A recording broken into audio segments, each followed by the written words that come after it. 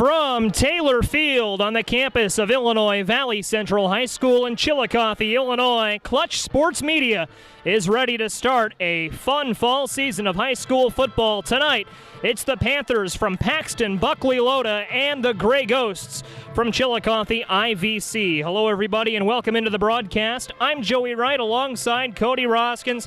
Cody, so much to talk about with this matchup that we'll get to in time. But first, it's a hot August evening. The stands are packed, and we are ready for 9 weeks of high school football across central Illinois. Yeah, like you said, Joey, it did start out kind of hot today. It's cooled off just a little bit with the cloud cover and the sun starting to set just across the field. And just as soon as we start, we'll pause for the national anthem. Stay with us on ClutchSportsIL.com.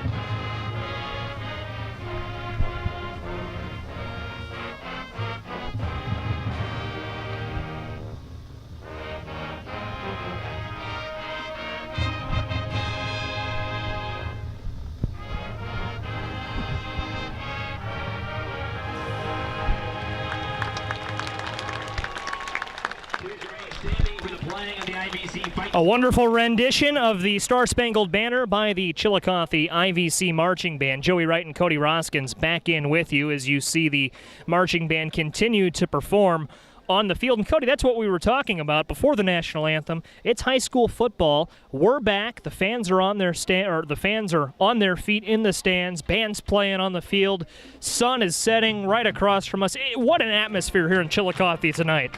Yeah, it really seems like Illinois high school sports has finally come out of the dark tunnel of COVID. Just a little bit of normalcy back now into the lives of all these fans and families. As like you said, Joey, we have a finally a Friday fall football evening, and we wouldn't have it any other way. We certainly wouldn't. You see the picture on your screen. So beautiful. End zones painted, fans on their feet. And we are ready at Taylor Field for Chillicothe IVC to host Paxton-Buckley-Loda. Now, looking at this matchup, Cody, two teams that don't play each other a whole lot. At least they haven't played each other a whole lot until now. This is PBL's first year in the Illini Prairie Conference.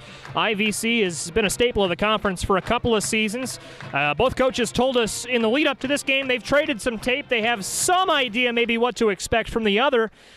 But we're not going to really know what either of these teams has in store for this season until we get on the field.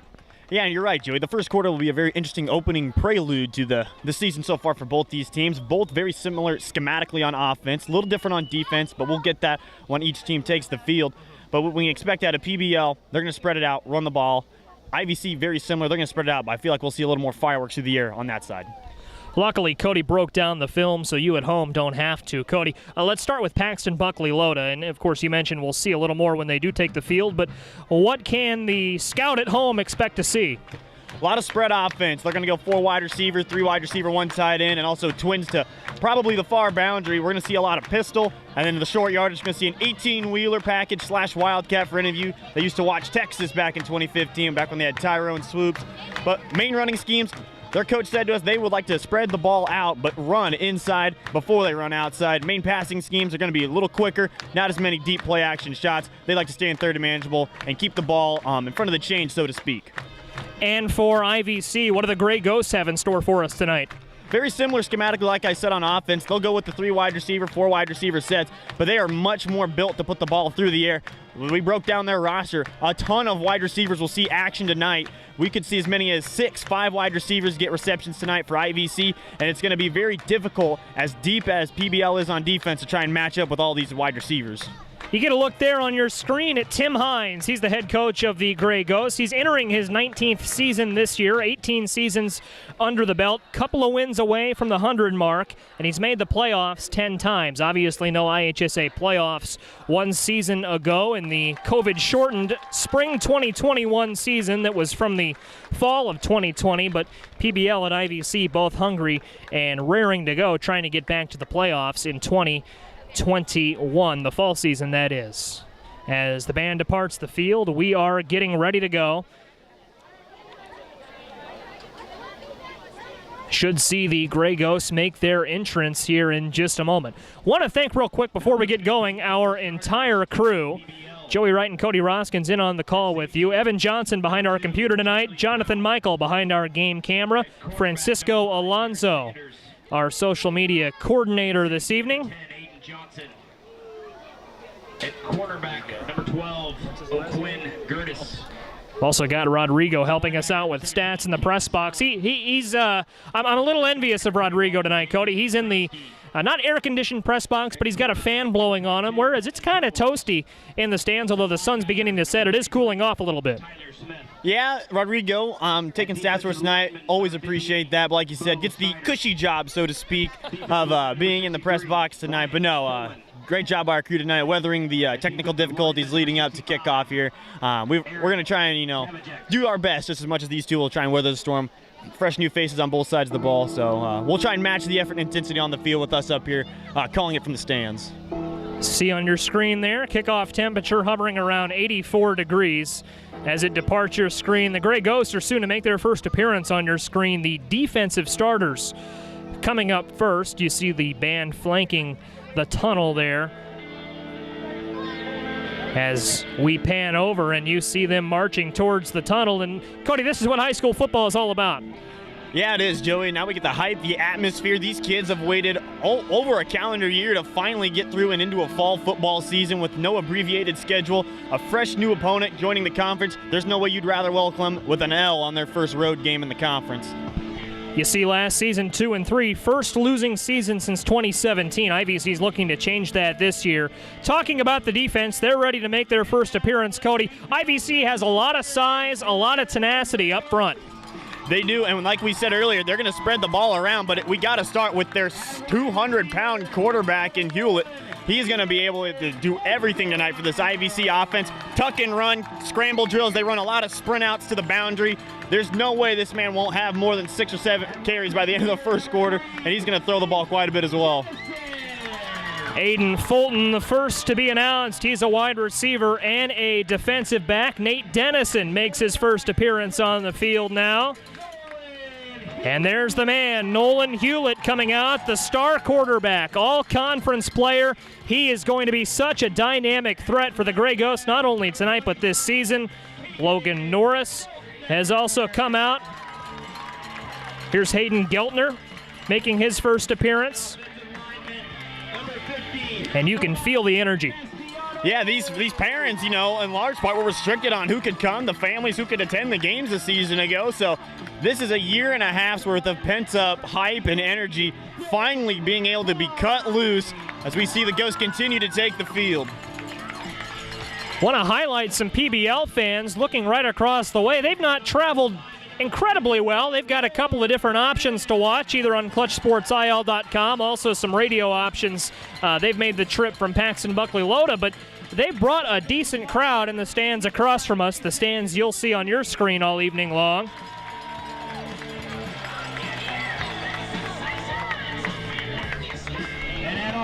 I was just going to say, Joey, not an overly paved path, I guess, so to speak, between these two teams, like you said. With them joining the conference, they'll have the opportunity to pave that path a little more for fans down the road. But this is going to be a great experience for PBL. Like they said, there's no team that I think wants to play more than PBL after talking to their coach. They are ready to explore this new conference after leaving a year ago. And this being their first game, Joey, if they get the ball to open the game, which we expect that they will, we're going to see a lot of ground and pound. And as you see the rock anthems play behind us, IVC ready to go, PBL ready to go as the cheerleaders and band leave the field. Joey, I don't know what to expect in this first quarter except a lot of high energy. And with PBL, they are coming in from the Sangamon Valley Conference. Mentioned it's their first year in the Illini Prairie Conference. This is their first football game. The film we scouted, of course, against some Sangamon Valley opponents, but they've got a lot of high-powered pieces on offense, especially if you look at the quarterback position. Yeah, they do, and like we said, they're going to be an inside-out team. They want to try and open up the edges by biblical term here. They want to part the Red Sea, the Maroon Sea, if you will, tonight, I guess, with IVC. But like you said, starting out, Bruns, their quarterback, is going to have to orchestrate this offense. Returning starter from a year ago, had a lot of dual threat capabilities. We'll see a lot of option with him today, and I wouldn't be surprised if we saw it a couple times on their opening drive. We'll see how it all plays out. Glad you're with us tonight on ClutchSportsIL.com, and all fall long, it will be PBL returning the opening kickoff as we expected. Charlie Pound is back there. O'Quinn Gerdes is back there as well, along with Aiden Johnson. They've got three back deep. We'll see who gets it, or we'll see if IVC doesn't maybe try a little squibber. Handling the kickoff duties for the Gray Ghost, Griffin Irvin, and it is a little onside kick attempt. Muffed, whistle blown, digging for it. Let's see who's got it. IVC returns the onside kick, recovers the onside kick, to start things off, and that's how the 2021 fall season begins. You lose the coin toss, but I mean, it doesn't really seem like it if you're going to go ahead and onside on the opening kick. I love the surprise onside. IVC will go ahead and open up with the ball. Like we said, we will see Hewlett in this offense take the field first, and what should be a fireworks show here tonight, Joey. It absolutely should. So let's talk about Nolan Hewlett, the all-conference quarterback, leading his troops out onto the field for the first time this fall. Yeah, Hewlett, this team will go no huddle for about 90% of the game until they get into the 2 clock situations. I expect a lot of 3 wide receiver, 2 wide receiver, and then stacked backfield looks for them early on, try and open up the run game, and then that'll open up the sprint out options later. See how it plays out. Looks like one of our officials having a word with IVC head coach Tim Hines. Looks like there's a smile on that referee's face, though. Yeah, I couldn't quite tell what the discussion might be about. The players are certainly ready to go. I think they are... Looks like the referees, will have a conference in midfield. They haven't even set the sticks yet, so officially this ball has not gone to IVC. Certainly looked to us like the Gray Ghosts recovered it. And now the PBL defense. No, are they gonna? They're gonna rule that. Cody, I think what happened here. I mentioned during that play I heard a whistle. Looks like we're gonna redo that. I think a whistle had blown before PBL muffed it. Some sort of infraction up front. Didn't see a flag come in, but because of that whistle, it looks like we're gonna redo the opening kick. Yeah, no flags are thrown, so no penalty assigned to either team. But I think maybe just a kickoff man, one of the gunners wasn't quite set. And so they're going to go ahead and line this up now on the 40. It's Griffin Irvin handling the kickoff duties for IVC. A similar kick fielded at the 35, and immediately going down to the ground is Mason Bruns.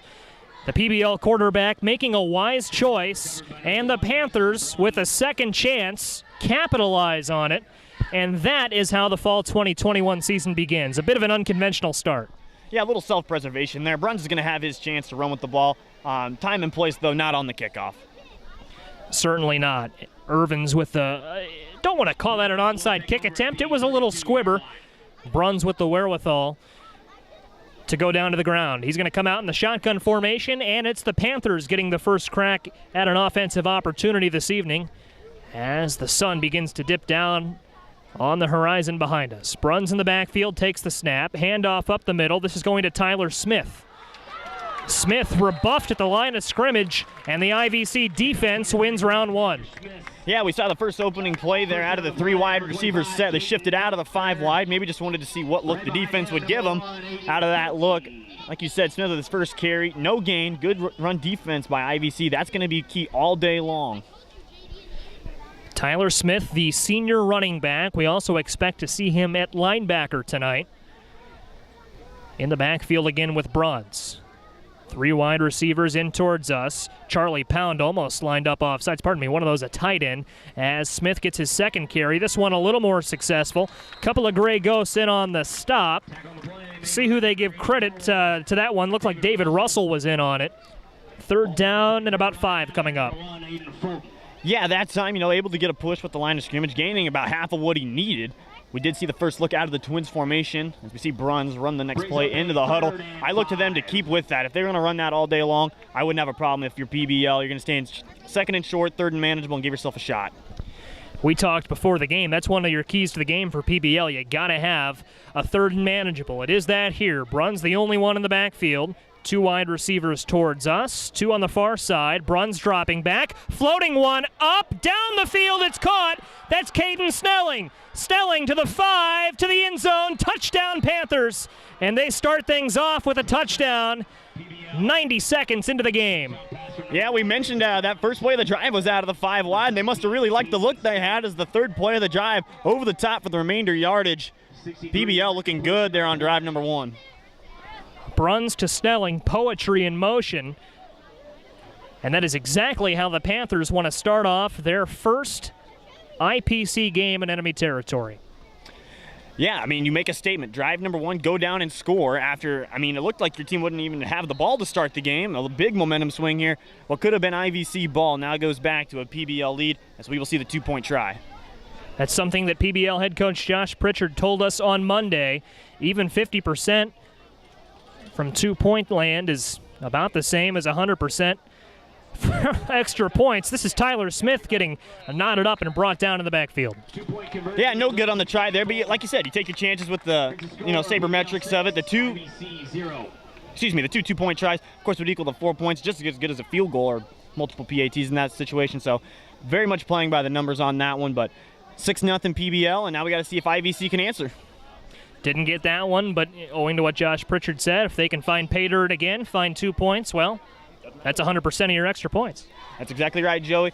I would expect to see PBL squib this one very similar to the way IVC did at the start. Not necessarily an onside, but we don't want to have any, if you're PBL, you've just got this momentum going on the touchdown drive. You don't want to have IVC immediately get a kick return for a touchdown out of this, or nonetheless, start on the other side of the 50.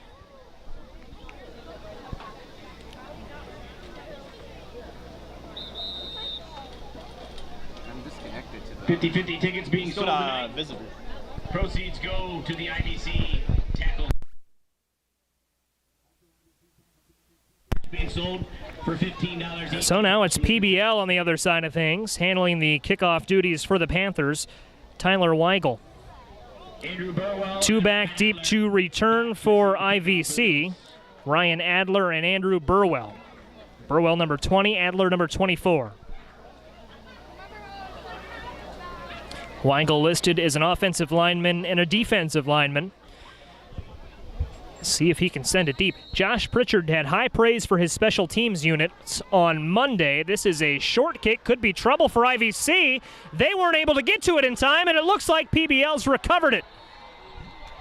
Just pooched up by Weigel, and no Gray Ghost could get home in time. Well, that's exactly what I thought they would do and squib kick it, but the problem is nobody from IVC thought they wanted to recover it, so PBL will start open with 2 straight possessions before their defense even takes the field, Joey. Coming out of here, out of a big momentum play, look for another shot maybe. Contrast that with the opening kickoff that IVC recovered and was called back, and PBL got another chance at. So now we'll see what Mason Bruns can do. 3rd play from scrimmage. Handoff, and taking it over and brought down is O'Quinn Gerties, and you can hear that IVC crowd come alive. Yeah, IVC strung it out beautifully towards the boundary. That play is designed to go outside, but instead PBL blocking, not able to hold up on the edge. It's going to be a loss of about 3. That, of course, being looked like Gronsky's first carry of the game. See if the IVC defense can step up early. If you're just joining us, you missed a touchdown strike to Caden Snelling about 40 seconds of game time ago. PBL leading 6-0. In motion is Charlie Pound. And they fake a pitch back to Pound. Taking it up the middle is Smith. Smith, look at that second effort. carried 4 Gray Ghosts past the 30-yard line. 33, Tyler Smith. Yeah, Tyler Smith just keeping the legs moving there. Like we said, IVC has got to find a way to contain the ground game, or PBL will have no problem just lining up and running it every single down. Once again, they're in 3rd and 5, 3rd and 4.5, call it. Very 3rd and manageable. This is where IVC does not want to be all game long. Meanwhile, PBL is right where they want to be. That last touchdown, a strike to Snelling, came on a 3rd and 5. Cody, that's exactly it. Those short runs can open up those little lobs down the middle. Play action can do a lot for you. See if PBL can capitalize again. 2 in the backfield with Bruns. Looks like Pound and Smith. No, Pound in motion towards us, and we have motion on the line. And it'll be a timeout. Looks like Josh Pritchard calls the timeout. Don't think he quite liked what he saw. Probably a good timeout, Cody. You know, we're just past 3 minutes into the game. You've got a lead, a chance to build on it. Why not take the timeout and get your troops where you want them? Exactly right. I mean, it's just like in basketball, so to speak, where if you don't see something you like, taking the timeout is no big deal. Still have 2 left in the remainder here of the first quarter. You haven't seen your defense get a look offensively yet, so fatigue is not a problem there. Your offense riding high with good momentum, and Smith looked very strong the last few times he's touched the ball. So there's a lot of ways they can go here. I would look for a quick pass here. They're aware of the over-the-top shot, so you got to look to contain everything 10 yards and in. 3rd down and 5 coming up, ball on the 29-yard line. That touchdown strike to Snelling was a 63-yard pass.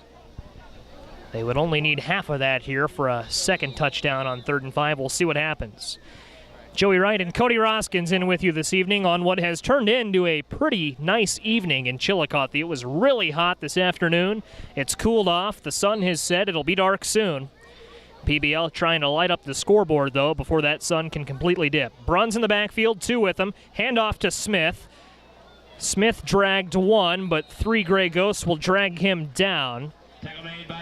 Call that a gain of 1, if that. And that sets up 4th down and 4. Would you expect PBL to go for it here?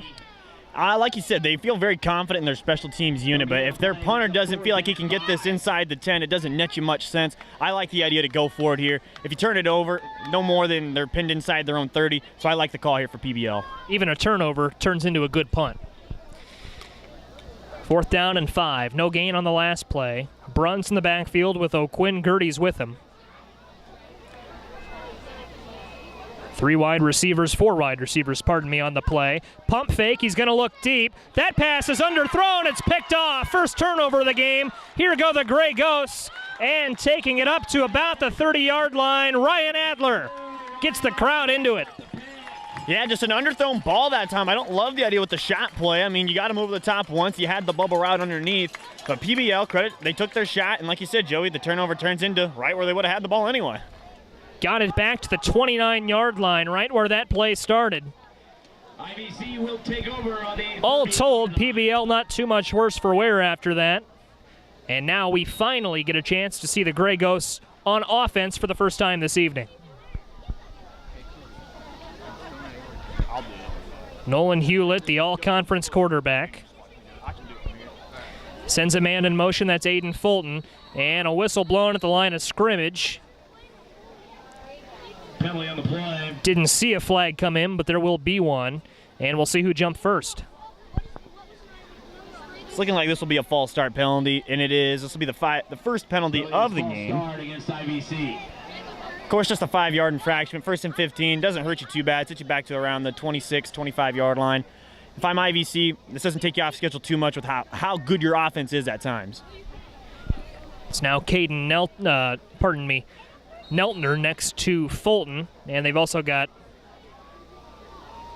Aiden Fulton back in there. Neltner next to Hewlett. And now Fulton in motion. Here's Hewlett. Hewlett in some trouble. PBL brings the house. Look at that. He breaks a tackle. Keeps going. Got back about all of what they lost and then some. And there you see the first aspect of that quarterback run game. Able to tuck it, run, and put a defender on his back. That's a gain of 10. Makes it 2nd and 5. So IVC shakes off a penalty on its first play from scrimmage. Sometimes, Cody, I feel like saying the penalty was because of nerves is a little bit of a cop-out, but on their first offensive play of the season, do you think that could have been it? It very well could have. At the same time, though, you're still, fresh out of the offseason, still trying to get used to the snap counts and whatnot as we see the first completed pass, Joey. First completed pass right to the 50-yard line. That's what we would expect to see from Hewlett and his receiving corps. And the receiver, none other than Gabe Ross, the junior wide receiver. We also expect to see him on the defensive side of the ball this evening. And listen to the crowd.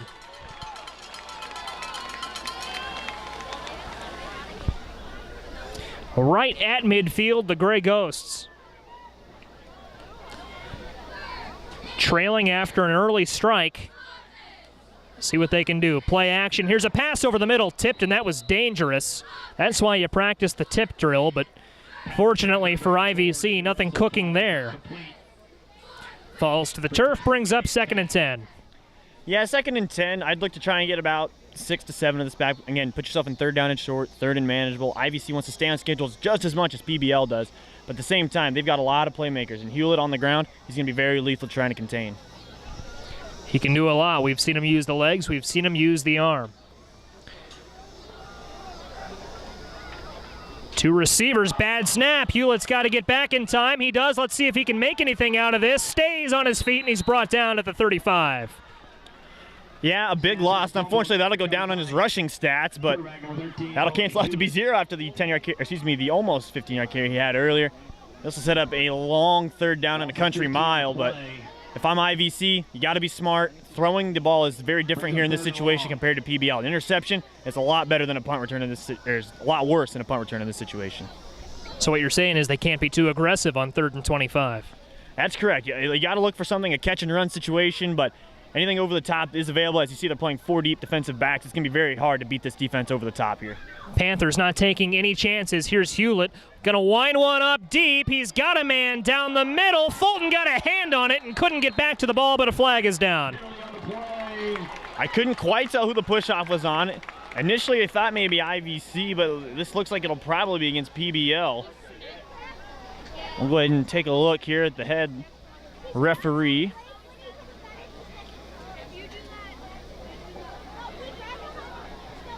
Still no call yet. IVC thinks this is against PBL, and it looks like it will be, and that is going to be defensive pass interference. First penalty against the Panthers this evening, and a packed IVC student section letting them have it. They did not announce which one of the defensive backs guilty of the push-off there. Grand scheme of things, doesn't really make that big of a difference. IVC's right back where they started at the 50-yard line with the first down. That's right. I negated the 15-yard loss on the previous play, so we'll see how IVC likes to dial up this 3rd and 10. I like a sprint out option pass. And yes, pardon me, it is still 3rd down and 10. A big difference there, and another flag comes in. 3rd flag we've seen this drive alone. This is going to be a false start against IVC, the second one of those we've seen this drive. Yep, and once again, we'll have a 3rd down and 15, but it's the same thought here as it was on the previous 3rd down and long. You can't take a shot like that over the top unless you know your guy's going to probably come down with it. That was a dangerous pass, and if it wasn't for the DPI, you're looking at a 4th down and country mile, and you're going to have to give up a punt return. We'll see how IVC responds.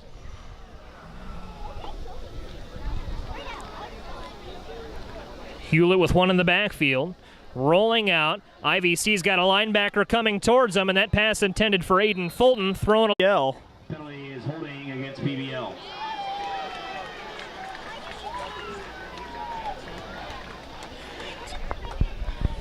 Folks, we've got you back now. Apologize. We had an internet outage here in Chillicothe, but we've moved to Plan B, and we've got you back. Cody, I was dealing with that. What did I miss? So far, all the kids have is just their first water break so far of the contest, and then a 10-yard holding penalty on a Bruns quarterback keep. Set them up now in 1st and 20. 1st down and 20. Essentially 1st and goal. See what Hewlett can do. Or pardon me. Yeah, they have flipped. They have flipped. That's how out of the loop I am. Not 1st and goal. Here we go. Here's PBL. Dishing one over. Far side and a little bit of space. Brought down in that space was Charlie Pound, and Charlie Pound continues what has been a nice game thus far. Yeah, he's had a great game so far, and the PBL offense as a whole hasn't struggled a whole lot. They got a little behind the sticks here to start, and a little bit in their second drive of the game before turning it over. Fine PBL here, you got to look to sit on the rock a little bit. Don't hurt yourself again. This is where they don't want to be, behind the sticks. Looks like I fell a little behind the sticks there myself. Got you back now. We'll see what Bruns can do. Bruns, as Charlie Pound now shifts, he's the receiver closest to us. Also Jacob Gronsky along with him, but the pass goes to the other side, and creating some space down the sideline, Aiden Johnson. Johnson with a nice reception. PBL just like that now knocking on the door of a first down. It'll be 3rd down and 7, but that's a lot better than 2nd down and 20. Yeah, like we said, 3rd and 7 gives you a heck of a lot better chance than it does on 3rd down and 12. So here we are, 3rd down and 7 for PBL. We'll see what they try and dial up. I look to probably get a pass towards us here on the far boundary, according to Bruns here. That's Gronsky and Charlie Pound near us, and it's flipped over far side near the sticks. That was Tyler Smith continuing a nice effort of his own. And now you get into a difficult coaching decision here if you're Coach Pritchard here. Looks like they're going to go for it from the 40-yard line. And I like it, staying aggressive. I like my chances if I'm, the PBL offense to gain a yard than I do in trying to play defense in the short field. If you punted it, the IVC would most likely get it around their own 30. But I really like the chances here. You've got a big, strong back we've seen carry defenders so far. I like to get the ball here. We see the first Wildcat package of the day. It's that 18-wheeler offense Cody talked about at the top of the show. They might not even need it. A lot of motion up front. PBL thinks IVC jumped first, and it looks to us like that's the case. It is. First down, PBL. Didn't even have to run the 18-wheeler on the road. No, and like we said, that Wildcat package is going to be a lot of the times what they bring out in this situation. They typically only run about 2 plays out of it. The straight-ahead dive and, of course, the over-the-top jump pass, which we could see in the red zone. But a fresh set of downs here, PBL. Run the ball. Let's see what we can get and see if we can stay on schedule. Panthers slowly marching down the field. This drive started at the 21-yard line. Well, it started at the 30 before the penalty, but you get the idea. They've moved it 25 yards since that initial penalty. And here's Tyler Smith making something happen down the far side of the field. Bowls over some defenders. First down and then some. A chunk play from Tyler Smith. Carry by number 33, Tyler Smith. Yeah, a gain of about 30 on the play that time for Tyler Smith. That's the second long play we've seen IVC give up. One through the air over the top and one in the ground and pound game. And like we said, PBL is not going to stray away from this inside run game. They want to be inside the tackles first and then hit it outside. At the top of the show, Cody, I mentioned the size and the tenacity that Chillicothe has up front, but Paxton-Buckley-Loda showing that early on in this one. You got to credit the offensive line. Yeah, PBL with some strong bodies up front. Both sides of the ball for each team are very stout in that regard, as we see him with the first outside carry. That one a little less successful. Panthers got something, but looks like that inside handoff has been the bread and butter for the Panthers thus far. 1:20 left in the first half. Loss of 2 in the play. Brings up 2nd and 12.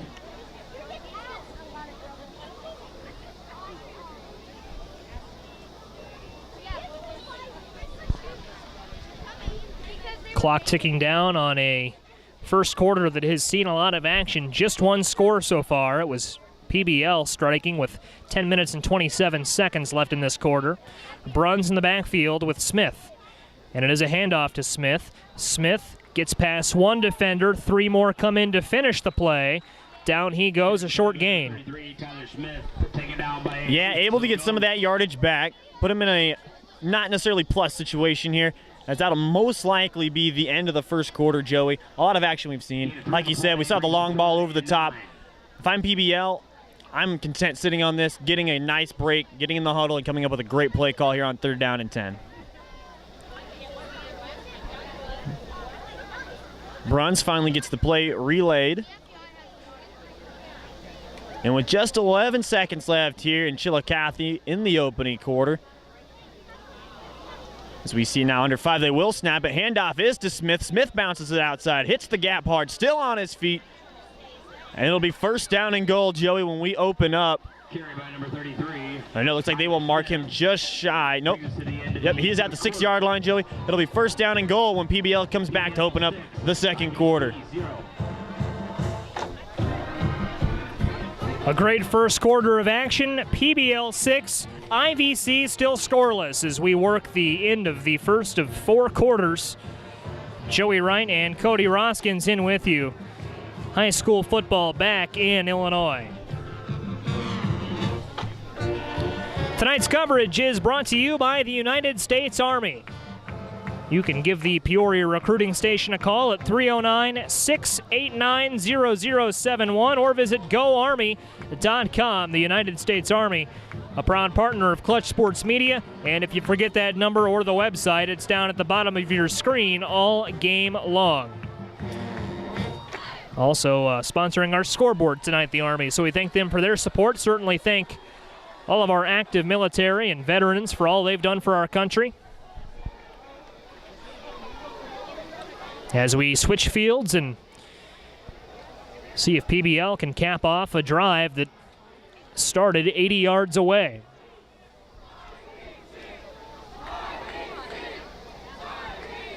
Now that we've switched fields, Cody, and we're on the other side, this is about where PBL started this drive.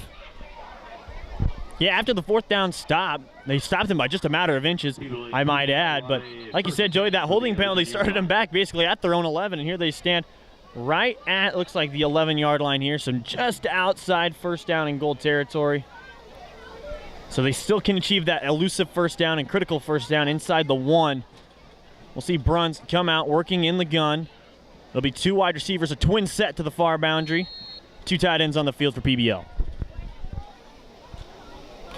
Bruns 1 touchdown pass this evening. That was to Caden Snelling. 2 in the backfield with him. Smith and Pound. Up the middle to Smith. Smith fighting for everything down near the goal line. Stopped short, and this is the definition of bend don't break for IVC. Right, a second score here given up in the the opening half would really be a backbreaker after your offense really hasn't done much except, have a couple of penalties, move the ball down the field. Handoff up the middle. That one went to Smith as well. Stop short. Lead blocker there was Brandon Knight. We've seen Knight have a big performance up in the trenches. Brings up 3rd and 2. Looks like a quarterback sneak coming here from Bruns. Bruns tried to go over the pile. He's going to spin around. Spin cycle won't yield any fruit that time. Quarterback keeper, tackle made by number 20, Andrew. 3rd down coming up. Or pardon me, 4th down. So what's the play call here? Well, if you're going to try and get it with a strategic play call, like the 18-wheeler package, I don't mind the quarterback sneak call there. But like you said, if he's not able to contort his body into the end zone, sets you up 4th down. And like we said, they can still get the first down. They do not have to put it in the end zone here. They have a first down line just outside the 1-yard line. And how demoralizing would that be for IVC if they come up with the stop, essentially on the goal line, but it's a first down and they've got to do it 4 more times. Well, they might have to do it another time. It looks like they're going to measure for the first down, and I'm willing to bet he probably got this. Looks like the chain a little short right now. They have yet to extend it, but it looks like they're trying to, yep, and now they'll bring it out. I think he's got it, and he does. So it's exactly what we talked about. That was 3rd down, but you get the idea. Now you've got to do it 4 more times. It's so hard to score on this part of the field, Cody, though, because you don't have a lot of space. That's right. I mean, the defense will pack you in just by the dimensions of the field. But if they're going to come out in the 18-wheeler package, I look for Smith to keep this and put his head down. 18-wheeler package. You can see it's a heavy set. A lot of people in the backfield. Along with, and a big hit right there. Caden Snelling tried to take it in for touchdown number 2, and he was rebuffed. A lot of credit on that one goes to Cullen Miller, the senior, stepping up with a big hit. That might have been the only way you were keeping that big body out of the end zone. Snelling already 1 touchdown in this game, searching for his second. Let's see if they run it again. First reception for Snelling, a receiving touchdown. He's going to try to get it on the ground this time. He's going to take the snap. Flag comes in. Looked like a false start. Yeah, false start there. Looked like they were just going to run it to the opposite side, maybe away from where all the contact is for IVC. But now they got to try and open up the playbook here. As it's going to be 2nd down and goal from about the 6, maybe 7-yard line.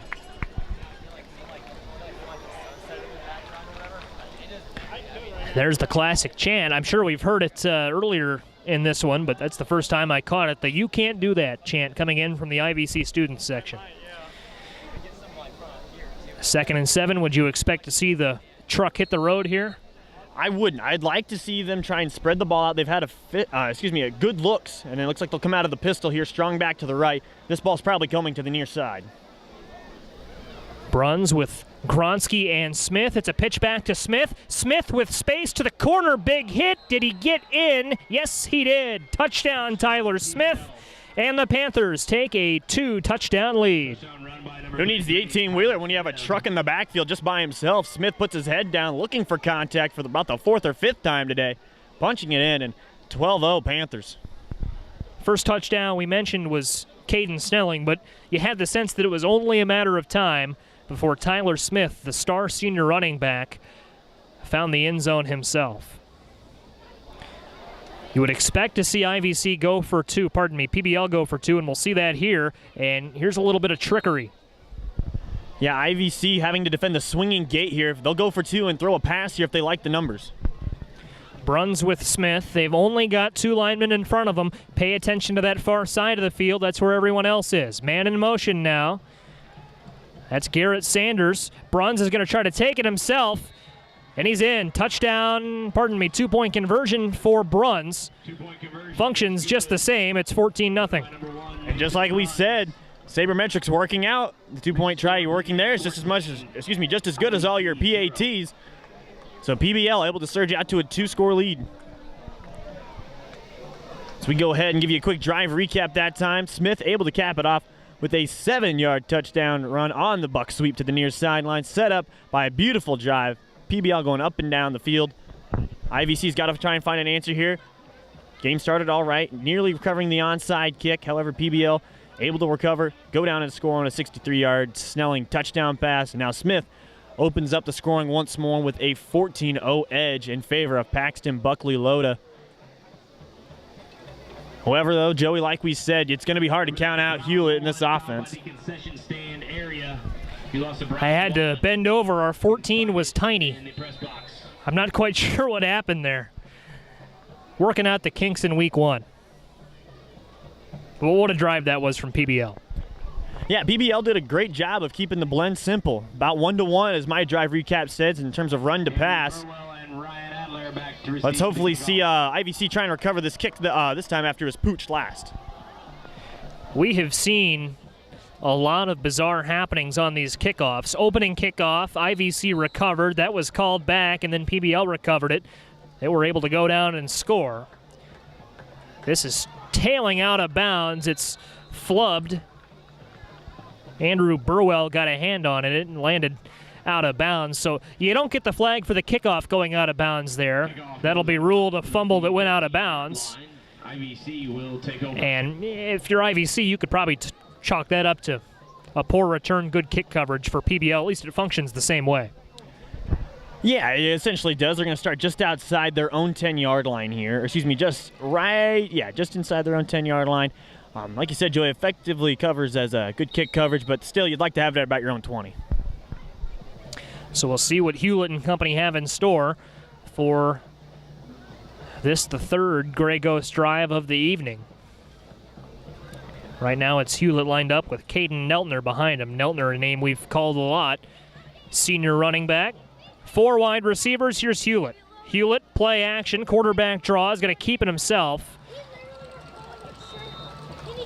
Good coverage from PBL, but Cody, if Hewlett can do that time after time, gain 4 or 5 yards a carry, eventually you're going to find your way down the field. Yeah, and that time he picks up just about 8, nearly got the first down for his squad, but the spread formation, sooner or later, we're going to see a shot down the field. This is a kind of an inverted philosophy between these two. IVC wants to be outside and then inside when it comes to the passing and running game, and PBL obviously the inside-outside look. So it's going to be very interesting to see how the defensive ends for both teams trying to contain.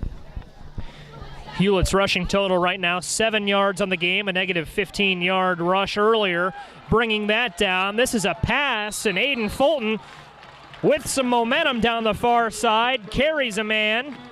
O'Quinn Gerties was in on it. Fulton took him for a ride, picks up the first down. Cowbells and company, and the IVC crowd loves it. 16 on the play, good enough for Beautiful sprint out past that time towards the near boundary. I wouldn't look for them to go back to it here. They got 2 receivers towards us here on the near sideline. This will either be a quick pass or an inside handoff. Tony Romo. Let's see what we see here. Hewlett sending Fulton in motion. It was a handoff to Fulton, but a whistle comes in. penalty on the play. And a flag.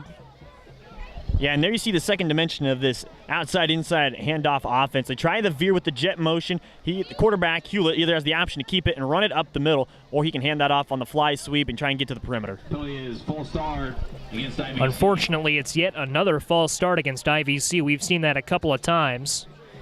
You mentioned mistakes that head coaches don't like to see. False starts right at the top of that list.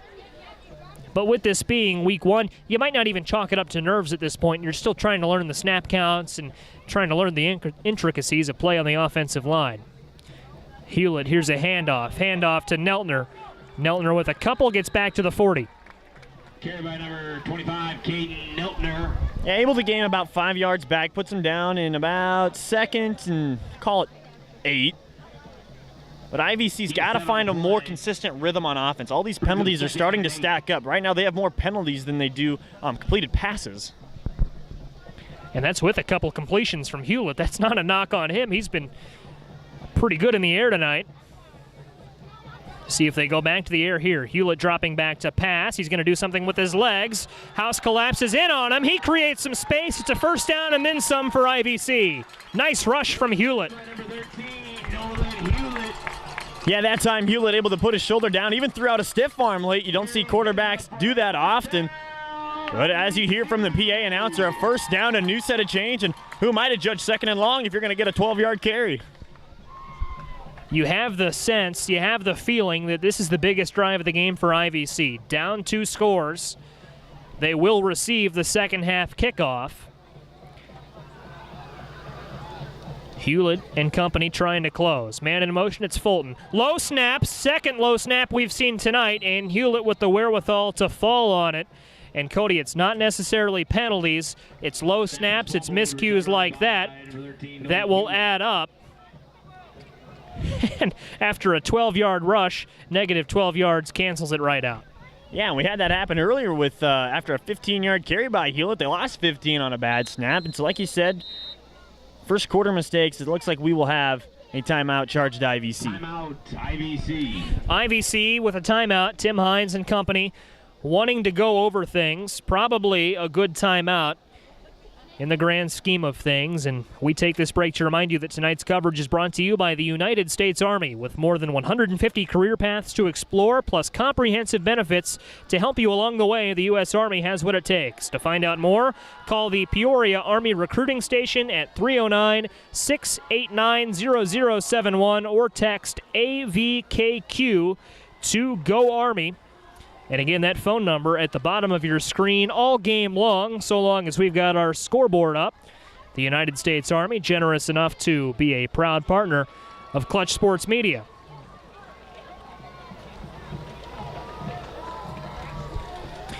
Reset things for you. It is PBL 14, IVC still scoreless, working 7.5 minutes left in quarter number 2.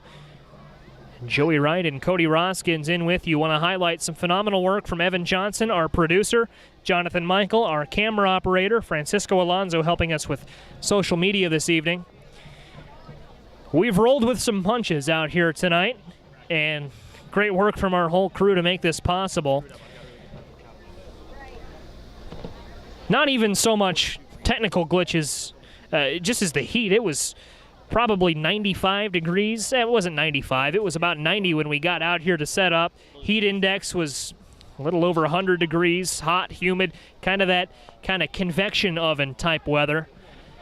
You can still feel it. The sun is set. It's a nice evening, but you hear the cicadas, and you can feel the humidity, the moisture in the air. And, Cody, that's one thing we talked about in the car ride over here. As all this moisture, all this humidity settles, this field could get pretty slick in the second half. Yeah, footing may be an issue later in the game, but as of right now, with the wind blowing around, it should still kick up this moisture in the air, so won't be a problem now. But like you said, Joe, if this wind dies down and it continues to drop in temperature, look for this field to become a little bit of an ice rink. And it is not a particularly windy evening, wind blowing south to southwest at about 5 to 10 miles per hour, but really more towards that 5 mile an hour number. It is a pretty stiff breeze. Here's Hewlett. Hewlett's going to go down. PBL brought the house, and in on the sack, none other than Cameron Marty, the senior. Marty with what could well be one of the plays of the half. You think touchdowns maybe when you compile that list in your head, but that makes it 3rd down and 31 for IVC.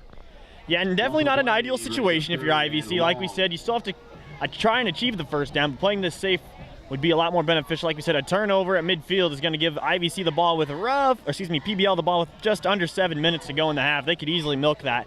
So if you're IVC, you got to be careful while still trying to take a shot. 3rd and 31, another low snap for Hewlett. He's going to try and do something with this. Pump fake, spins around, stays on his feet. Here's Nolan Hewlett moving towards us to the 30, 35. He's brought down. Pads flying. A couple of players in for the Panthers on that one. Jacob Gronsky and Trey Shepard primarily. They should both get credit for a tackle there.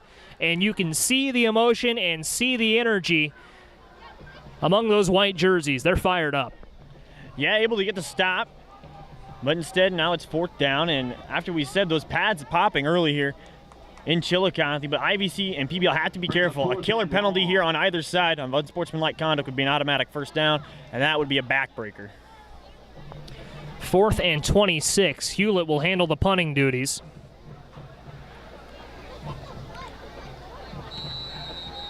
And it looks like a false start on the line. So we'll see if they don't bump that back to 4th and 31. It was 3rd and 31 prior to that, so a false start would put them right back where they started. And that's one thing we will see from IVC in punting situations, Cody, is it almost looks like they're punting from the shotgun. They don't necessarily have a set punting formation. Hewlett may be a little further back in the pocket than he normally would be, but PBL didn't even have anyone deep to return that one. It's kind of deceptive. Yeah, and I think PBL has such a respect for Hewlett and his ability to throw and run that a lot of times they're going to come out and punt safe here tonight and try and just risk the bounce, and they're going to see just how far Hewlett can kick this and try and pin them back. Last punt was a liner. This one is 2. It's going to take 1 bounce. PBL will not return this one. A wise decision from Aiden Johnson to let that one drop dead in front of him. New set of sticks for PBL. They have a 14-point lead working quarter number 2, just under halfway through this second quarter.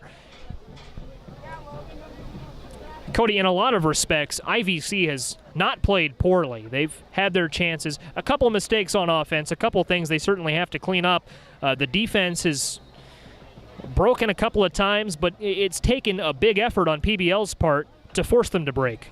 Yeah, it has. And I mean, defensively, all you can do is try and keep everything in front of you. And like we said, PBL is no slouch on offense, but IVC's offense has got to try and play a little better complementary football and help out their defense. They've been on the field a long time. Mason Bruns dropping back to pass. Flag comes in as Tyler Smith has some space in front of him. No space behind him. Aiden Fulton in on the tackle. We'll see what the flag is. It's down at the 40-yard line. Yeah, this could be a block in the back. A lot of times on those quick wide receiver screens, or wide receivers get out a little eager. Instead, we will have a false start going against PBL. It's just the 5-yard infraction. That'll make it 1st down and 15 for the Panthers. It's what we've talked about with IVC all evening long, but there's a penalty that could come back to haunt PBL. That wipes off a big 1st down from Tyler Smith. That's really the first time we've seen Tyler Smith make a mark on a reception. He's gotten a lot of carries tonight, but we haven't seen him necessarily be that receiving back until right then. Of course, the play wiped dead because of the flag. First down and 15. Bruns will hand off to Smith. And Smith ran into trouble there early. David Russell and Aiden Fulton teaming up to bring him down. Yeah, just a few yards, but like we said, not every run's going to be a home run. You got to try and take these 2 to 4 yard carries, and sooner or later they turn to 8 and to 9, and if you're really lucky, they'll bust one for double-digit yardage, but Smith has just got to keep his head down, keep the legs moving. IVC, however, has got to find a way to string this out to sideline to sideline. If they continue to have fun up the middle, it's going to be a long night for the Gray Ghosts. 2 on the play, brings up 2nd and 13. 2nd and 13. Cody, one of your keys to the game was for PBL, make sure you've got a 3rd and manageable. So a quick stop from IVC, if they can hold them to just a couple yards here, could set up a 3rd and long, a situation the Panthers didn't want to find themselves in. Bruns taking the snap. He's going to drop back, has 5 receivers going deep. No, he's got Smith on a screen. Smith slipping past the defense. Tyler Smith, green grass in front of him. 20 to the 15, he's brought down. Yeah, and like we said, that was the safe call there. On 2nd down and long, a screen pass. Normally, if you don't like the look of it, you can chuck it out of bounds and set yourself up at 3rd down and manageable. But that time, able to bust it down the sideline. Tyler Smith having a heck of a first half. This will set up a 1st down, like Joey said, at the 15-yard line. I'd look for another dose of Smith. That's been the recipe for success for PBL this evening. Smith with 1 rushing touchdown and a number of yards. 1st down and 10 from the 15. Bruns has O'Quinn Gerties with him. He's going to keep it himself. Bruns will. Bruns shakes a man off. He gets inside the 5. Or around the 5, I should say. Yeah, and just a little quarterback wrap action that time. They've handed it off to Smith a handful of times in a row. That time, able to get the eyes moving on to the backup running back, but instead, Bruns with the keep, able to take it just inside the, looks like 7-yard line. So PBL with another shot here will have a great opportunity to try and achieve that 1st down once more inside the 5. We will see the 3rd appearance of the 18-wheeler package, strong side to the left. This is a package we've seen PBL run inside the 10 a couple of times. Snap goes directly to Caden Snelling, and Snelling is stopped. Yeah, just the blocking up front for whatever reason in this package so far hasn't been up to par as it has been when they've spread the ball out, which is, again, just a figment of the 18-wheeler. It's going to put everything in tight, and you risk your odds up the middle, but 3rd down and short. Like we said, this is where PBL wants to live all night long. 3rd down and 1 from the 5. Not quite a 3rd and goal situation.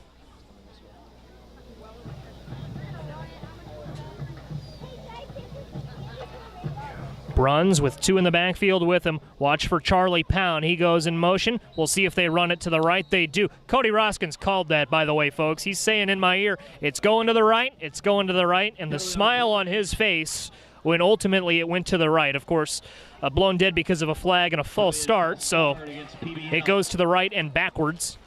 Now, I would like to point out that next time we see that package on that side of the field, I would not be surprised if they run that to the left. The defense now seen it 2 times in a row, same play, same formation coming to the near boundary, inside the 10. Look for a little deception out of PBL next time. Make that 3rd down and 6 from the 11-yard line. Brings them out of the 18-wheeler, but a tight package here for PBL. Couple bunched over to the far side. 1 in the backfield. It's Gerties. He gets the handoff. He's heading towards the far side, and a lot of action there. It'll be a 1st down at the sticks. A couple of folks on the sideline hit the ground. And that big orange marker so often, play seems to follow it, gravitate towards it. Looks like, Cody, they're going to mark it a little bit short. 4th down and inches. Yeah, initially, again, we don't have anywhere near the greatest vantage point this far away, but you got to imagine maybe a foot stepped out of bounds where the ball was marked. And so instead, Joey, I mean, I don't love the odds of risking and running the 18-wheeler package. We haven't seen it work a whole lot. If I'm PBL, I'm getting in my best spread run formation, and we're hitting one of the sidelines. Josh Pritchard told us on Monday that they do have the ability to kick some field goals, but of course the field goal kicker might as well be on the bus right now. They will go for it on 4th and inches. First, we'll have a timeout called. Timeout on the field. Timeout, PBL. That's going towards Paxton-Buckley-Loda. Josh Pritchard and company wanting to talk things over. Under 2 minutes here in the half. And this is one of the plays of the game coming up. IVC, as we mentioned, will return the second half kickoff. Just while I'm sitting here thinking through the process of what could be happening here, Joy, for PBL, I would look for them to go hard count again. We've seen it now once already in this half where PBL has come out in a power run formation in a short yardage situation, and of all they've had to do is just bark out the command for the snap, and instead IVC would have jumped and given them a first down. The first down is achievable inside here, so this would be a good low-risk situation. Just tell your lineman to sit, and a lot of times you'll have a second play call in the huddle. If that doesn't work, they usually call it a kill call, and that's your real play, and they'll probably be, like I said, hitting one of the sidelines, or I imagine it'll be a wrap up the middle. See how it plays out. A couple of options there.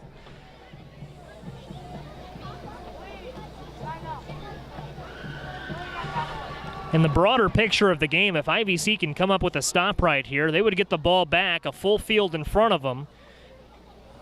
But you'd figure worst case scenario, they'd be down 2 scores entering halftime if they can get a stop right here. 4th and inches, ball spotted on the 5-yard line.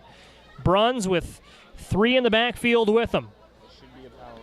Smith and Gerties. See if they go up the middle. They will. Space developing towards the goal line. We'll see. A little bit short, but the sticks move. Tyler Smith. 1st and goal coming up. Tyler Smith on the carry. Who else? Yeah, Tyler Smith that time. Great lane up the middle. Even better vision. Try and bounce that towards the pylon where the defense can't really string you out quite as well. Now they're lined up, it looks like, just inside the 3. I'm expecting another dose on the ground here.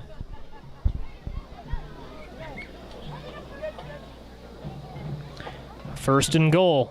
Bruns, handoff. Smith, end zone, touchdown, Panthers. Paxton-Buckley-Loda continues. A stellar first half.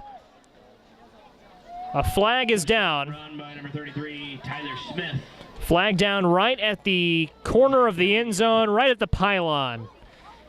And it looks like this one's coming back. Yeah, this will be interesting to see. Is this going to be a dead ball penalty, or is this going to be a live play penalty? This is a big difference. That's a huge difference there, Joey. One would move the Panthers back, and they would have to retry the down. The other one would just move back to 2-point conversion try or the PAT attempt, and neither of which have we seen be overly successful for the Panthers at this point in the game. PBL 1 of 2 on 2-point conversions.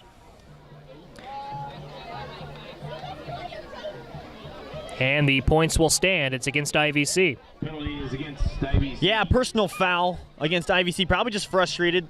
Obviously, you're down now 3 scores here at home, but still far from out of this game. A whole half to play, 1:01 left, and with Hewlett at quarterback, got the ability to put the ball in the air. This half is far from over. So PBL will attempt the PAT. It's going to be an extra point attempt, not something we thought we'd see from the Panthers. Tyler Weigel on to attempt. Holder is Mason Bruns. Good snap, hold is good, and the kick beautifully splits the uprights. Tyler Weigel kicks the extra point. Cody, I did not have that on my bingo card. I didn't think PBL would try any extra points, but that gives us a nice football score with a minute left in the first half. Yeah, that's something Coach Pritchard had alluded to when we met with him over the phone earlier this week, that the 2-point try would kind of be their bread and butter up until maybe they got that 2-score, 3-score lead and try and test out their kicking unit. That time, you see, it was a beautiful kick, Joey. That would have been good from about 25, 26 yards. That was going to be a quality field goal attempt had they not gone through on 3rd down. So now we know moving forward that PBL has that in their arsenal. How aggressive will the Panthers be here, Cody, on this kickoff? You could get an onside kick. You've got a short field. You've got a minute. You've got a timeout. Do they try that, or do they send it deep and give IVC a chance? Well, IVC will get the ball, if we remember right. They will get the ball to open up the second half. So you could play that two for one, cliche of trying to score here with the minute 01 left. But if you're PBL, first things first, you got to keep everything in front of you. That's where that playing that 10 yards and in, 3-3-5 defense, and that stack look will come into effect. That's supposed to be a rallying to the ball style of defense, cloud coverage over the top. PBL's got to be safe here. 2 back deep to return for IVC. And here we go. IVC returning this, and space. A flag comes in. It is a good return to about the 27-yard line. Ryan Adler on the return. And now how aggressive will IVC be on the ensuing offensive drive pending the penalty, but of course the Grey Ghosts will have a chance from somewhere on the field. Yeah, if this penalty is going to push them back any further than they are, which I imagine it will, and it looks like they will be headed back towards their own end zone, I would just sit on the ball here. You don't want to try and turn it over or have a miscue. We've seen a lot of bad snaps, a safety. Of course, it could be recovered in the end zone as well. I would look for them to try and sit on the ball here, take us to half, get the troops regrouped for half number 2. Penalty is holding against IVC. As you hear on the PA system behind us, holding against the Grey Ghosts. Marching band readying for action along the far side end zone. Off camera left. This drive starting at the 18.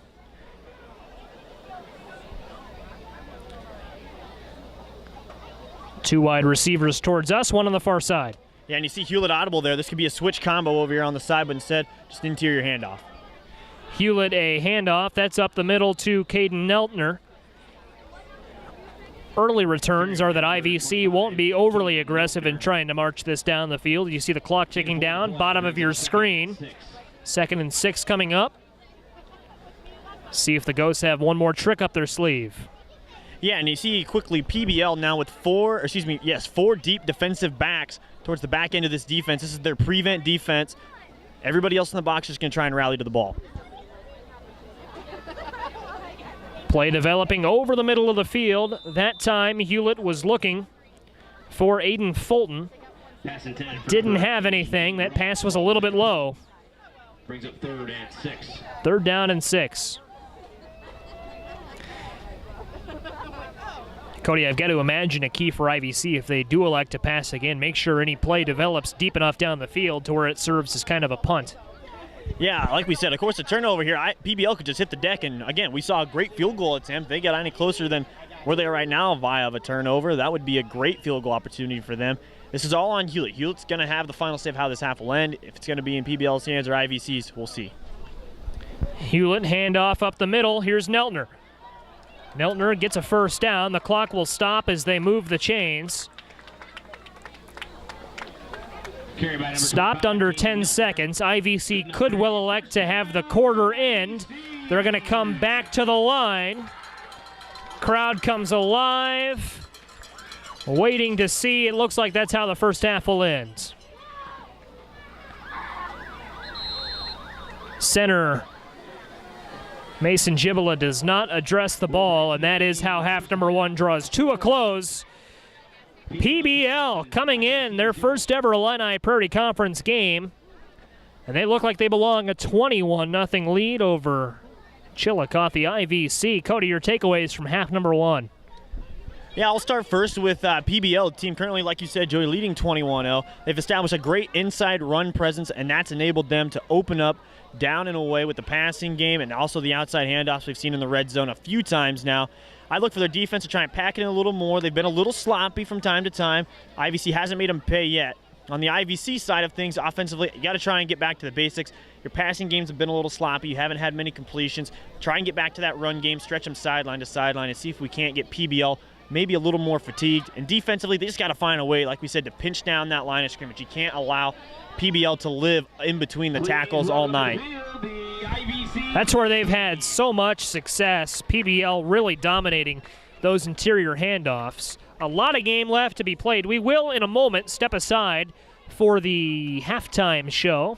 The dance team on the field now. Band coming in just a moment, but first we'll take this time to remind you that tonight's coverage is brought to you by the United States Army. Do you want to make a big difference? Consider joining the U.S. Army. Your training can amplify your efforts all over the world, plus you'll receive competitive pay and incredible benefits.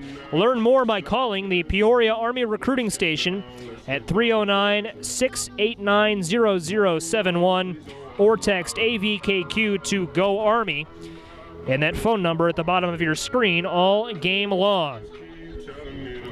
Joey Wright and Cody Roskins in with you this evening. We are going to step aside for the halftime show so you can watch some real performers, the dance team and the bands. We need a drink of water. It is a hot and humid evening, and we need the proper refreshments to get us through half number 2. You're watching Clutch Sports Media's coverage of Illini Prairie Conference football at the halftime break. PBL 21, IVC still scoreless.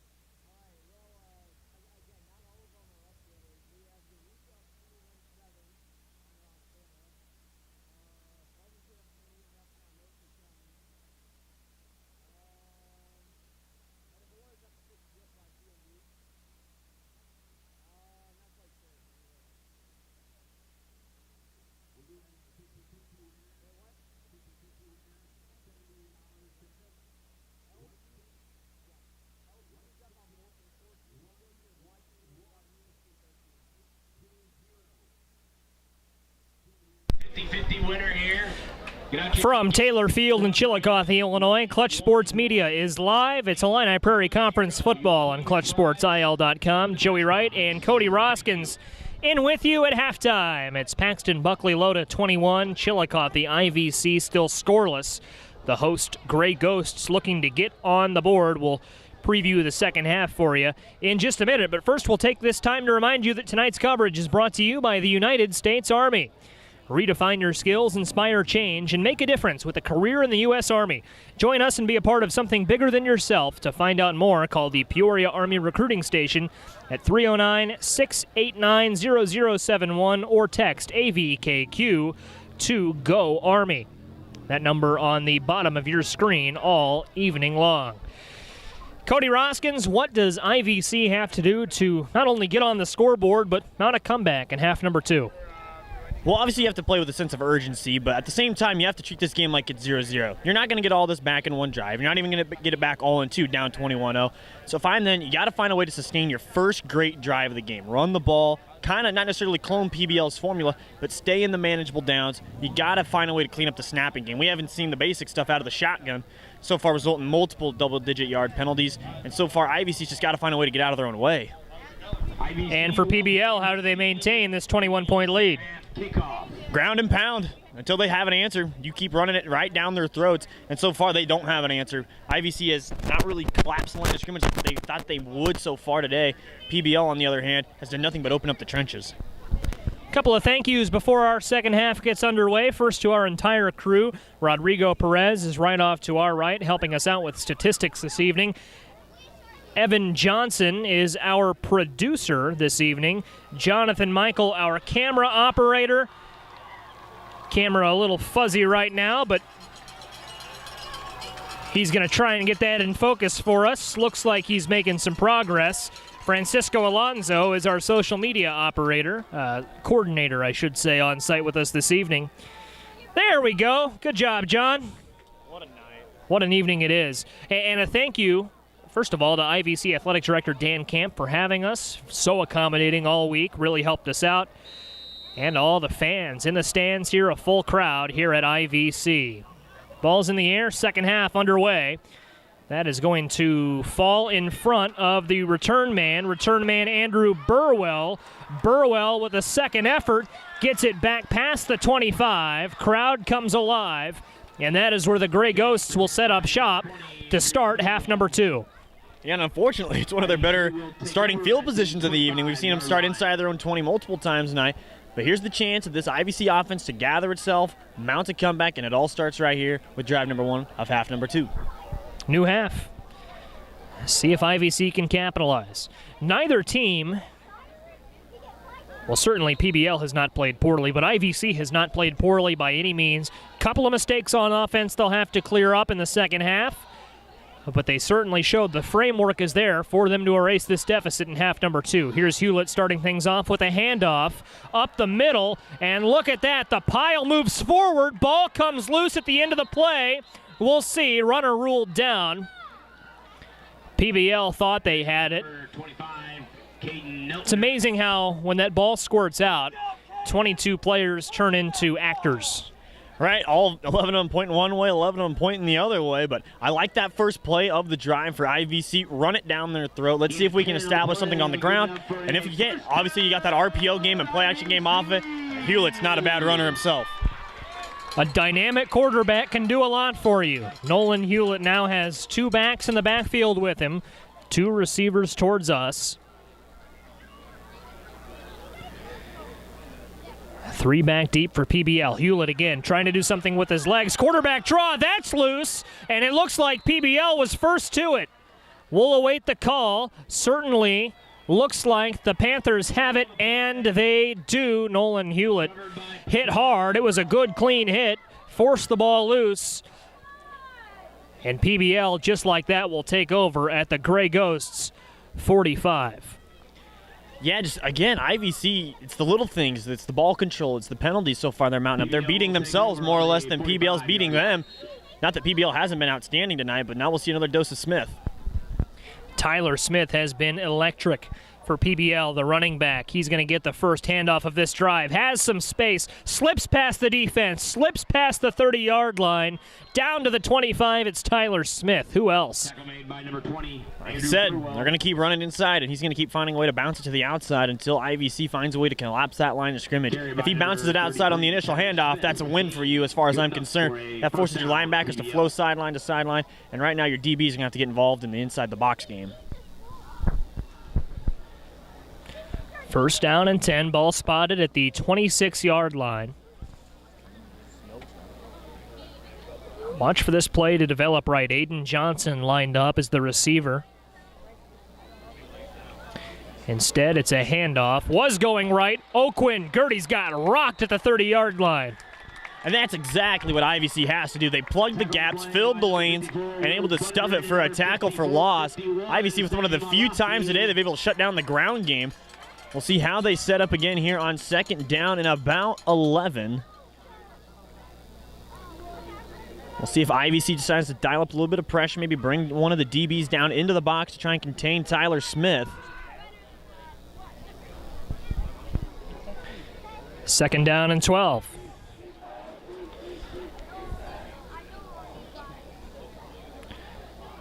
Here's a play action, and rolling out to the right. Here's a pass caught by Snelling, and Caden Snelling to the 12-yard line. Remember, Caden Snelling, 90 seconds into the game, hauled in a 63-yard touchdown pass.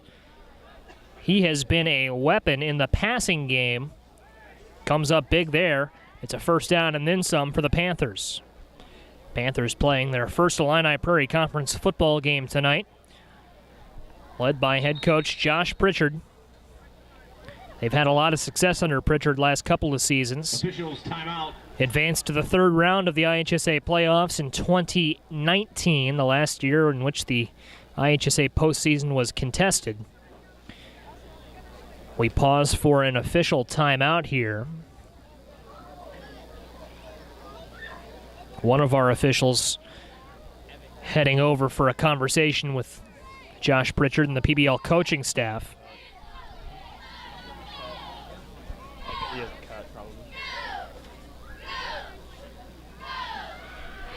Want to highlight the score from our other Clutch Sports Media game of the week on 101.1 ESPN Peoria.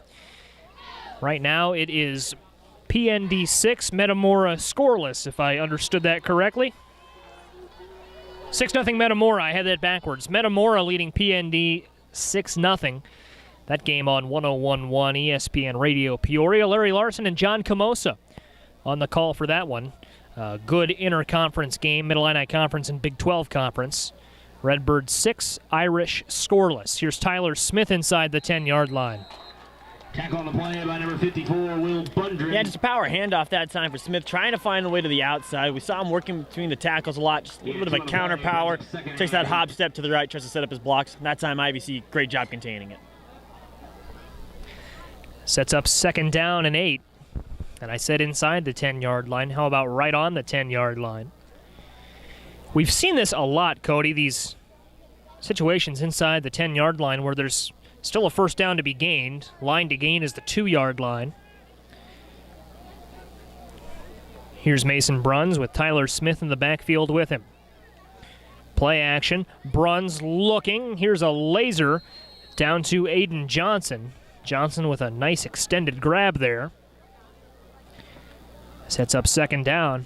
And right now it's death by a million paper cuts for PBL. Yeah, IVC's doing a good job of weathering the storm inside the red zone, but right now they've got to find a way to bow their necks and get a stop here for their offense. They had a little bit of momentum before they coughed up the rock, but PBL is going to try and pull it in here. Like, again, we said, they're in third down and 5. They're so tough to stop with as many places they can go with the ball. Third down and 4. Line to gain the 2. Ball spotted on the 6-yard line. Bruns with Smith. One receiver. Tied out to the far side. Bruns sees the house collapsing in upon him. He's hit at the 5-yard line. Helmet comes off. The IVC crowd likes that. A clean hit. Looks like they stopped him short. They certainly did. Fourth down and 4. 4th and 4. Yeah, now Bruns may have to come out of the game because his helmet came off, and that will be the case. So maybe a little 18-wheeler package here with the 4th down and short yardage. When you have that 18-wheeler formation, or common viewer may know it as the Wildcat formation, you see a lot of colleges, a lot of high schools run it. As good as Mason Bruns is and as good as he has been tonight, you really don't need him on the field for this package. Well, you don't need him at all, really. Yeah, and it's just because of Snelling being such a big body and Smith and company being such good ball carriers that there's so many places they could go out of this. They could do the jump pass out of this formation. They could do the jet handoff. They could, obviously, we've seen it up the middle many times. We'll wonder if maybe PBL will burn the timeout to get their quarterback back on the field. Right on cue, the whistle comes in, and that will be a Panthers timeout. We talked with PBL head coach Josh Pritchard on Monday, as I've alluded to a few times tonight, and that's one thing that stood out to me from that conversation, Cody, is, well, maybe the conversation was on Tuesday, but that's really beside the point. He said they're so deep. At that point, he had a couple position battles left. He hadn't quite named his starters yet, but he knew he would have 5 to 7 wide receivers that would touch the ball. He knew he would have a deep core of linemen that would come in and out. We've seen that tonight, certainly on the offensive side of the ball, but that defense has stayed fresh, coming out of the halftime break and forcing a quick fumble. That depth and that ability to rotate guys in, even though PBL only has, I believe, 36 players on the roster, when your roster goes deep enough into that 36 that you've got so many guys that can make plays, that's going to make it very hard for IVC down the stretch. Yeah, and you would hit it right on the head. It doesn't matter, how big the roster is as long as you trust the guys that go down the roster. And right now, PBL is just putting people in a position to succeed. And it's paid dividends for them, as you see on the scoreboard, currently 21-0. They're playing to their strength, and right now they have themselves a 4th and short situation. Do they trust these fresh bodies again to go get this first down? They need 2 yards to get there. 4th down and 2. Ball spotted at the 4-yard line. Could result in a touchdown, could result in the big turnover that IVC desperately needs. They've run the 18-wheeler dive straight ahead. Maybe look for a hesitation from Snelling here, see if the pile bunches up, and maybe he'll bounce it outside. If not, this will be straight up the gut. Snelling with Jacob Gronsky. Gronsky jumped early. Maybe triggered by a lineman in front of him. Either way, false start, and 4th down and 2 becomes 4th down and 7. If I'm PBL, I like my chances of kicking it with that first extra point that we saw tonight, but it looks like Bruns is going to get the quarterback call from the sideline, and he will return to the game, and they will run a 4th down play.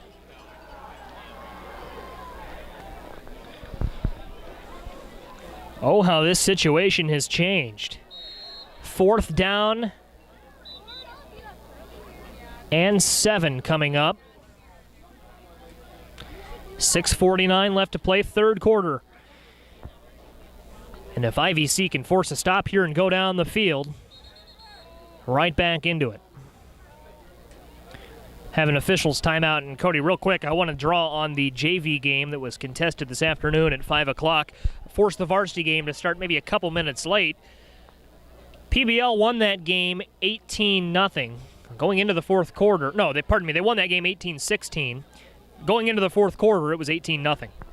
Yeah, and I mean, obviously, IVC has more than enough firepower to put 3 touchdowns on the board. And like we said, there's still 6:49 left in the 3rd quarter alone. It's just as far from out of the woods for them. But at the same time, PBL's got to find a way to finish off IVC. And the longer you let the home team hang around, the longer this crowd's going to get into it. And it's going to spell danger for you. It will all start here. This was an official's timeout, but it's going to let PBL rotate some guys in. PBL down to 2 timeouts after they burned the timeout a moment ago to let Mason Bruns come in. And the Panthers getting the field goal unit on the field. So rather than attempt a 4th and 7, they're going to go for the field goal. It's Tyler Weigel, who converted on an extra point earlier to make it a 21-0 game. Good snap. Hold was a little off. Charlie Pound couldn't rotate it in time. Cody, it looked like he kicked it laces in. Laces out, Dan. Laces out. And the snap wasn't that stellar either, and maybe that's why Coach Pritchard, so often than not, will go with a 2-point try. We've seen 2 very different results in the kicking game so far, so maybe not the kicking unit as consistent as we've maybe thought. And that will, or could, I should say, be a turning point for IVC. We'll see what their offense can do. The holder on the extra point earlier was Mason Bruns. That time it was Charlie Pound holding it. The snap was good. And certainly don't want to be overly critical of the hold, but a lot of kickers will tell you it's a mental thing. When you see those laces in, it's you expect them to be out, and it can alter the flight of the ball a little bit. But I think more often than not, it's a mental block. Yeah, and again, it wasn't the easiest kick in the world. Tight distance-wise and far hash and tight towards the boundary. It's a very tough angle for a high school kicker to make it, so not the easiest attempt in the world. Man in motion for IVC. That's Mason Bruns. Pardon me, not Mason Bruns. Rather Aiden Fulton, who will carry it up the far side, past the 40. First down, Gray Ghosts. The crowd loves it.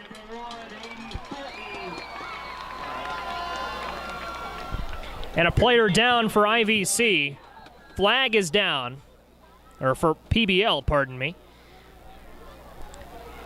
That player is Wyatt Holland. Training staff comes out to attend to him. He's favoring one leg over the other. With the humidity, Joey, you hate to, again, take any guess at what it could be, but with the humidity, the way this field's been, holding up, whatever, you have to assume it's probably a cramp, and hopefully he's okay. PBL bench, one of the coaches trying to call out an adjustment. Holland helped to his feet, and he'll walk off the field with a little bit of assistance from the trainer, but largely under his own power. You can hear the IVC fans clapping in a nice show of sportsmanship on the part of the Gray Ghost to take a knee in support of the fallen Panther. Again, you hate to speculate, but with the humidity, that is a concern, cramping. We talked with 4 coaches this week as the flag is announced. A personal foul against PBL. Adds to that great run from Aiden Fulton. But, Cody, we talked with 4 coaches this week, not only IVC and PBL, but also Metamora and PND in advance of our ESPN Peoria game of the week. Hydration was something all 4 of them stressed. Yeah, and the pre-hydration they stressed was almost as much as the game day hydration. Pass over the middle and caught right near the sticks. Nice haul from Russell.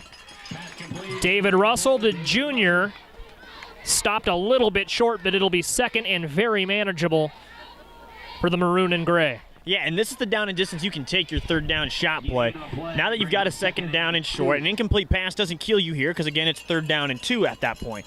But here, if I'm IVC, I want to get PBL on their heels. You've got a little momentum now. Let's keep after it. Let's see if they can nickel and dime them for some yardage, and then you hit them with that 10-plus yarder.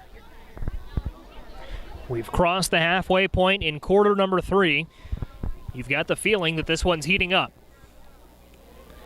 Gabe Ross, David Russell, the receivers, but it's a handoff up the middle to Caden Neltner. Neltner spinning out of bounds. Yeah, and it's a great outside handoff that time. We've said IVC wants to hit the edges with their fly sweeps and outside tackle handoffs. Great job by the IVC front line to get to the second level, find work amongst the linebackers, and spring it for a first down. First down IVC, Gray Ghosts driving. Clock stopped as they reset the chains. It'll wind on the whistle. Gray Ghosts, of course, still with 3 timeouts. We're not near the point where the clock's going to start working against them. A flag comes in, looks like a false start. And Cody, we certainly hate to be overly critical, but it's those false starts that have plagued not only IVC, PBL's had a couple of penalties called as well. We've chalked it up a little bit to first week jitters. First week, you're trying to pick some things up. The heat and humidity certainly don't help. I don't know that would be a causation, but mistakes you've got to clean up as the season goes along. Yeah, and again, it is week 1, and it is going to be the first game of the season these guys are playing, but at the same time, this is what's setting IVC back, is that once they get into enemy territory, they just can't seem to find a way to get out of their own way. It's now 1st and 15. Key for the Gray Ghosts this drive has been chunk plays. A personal foul from PBL helped. Here's Hewlett rolling right.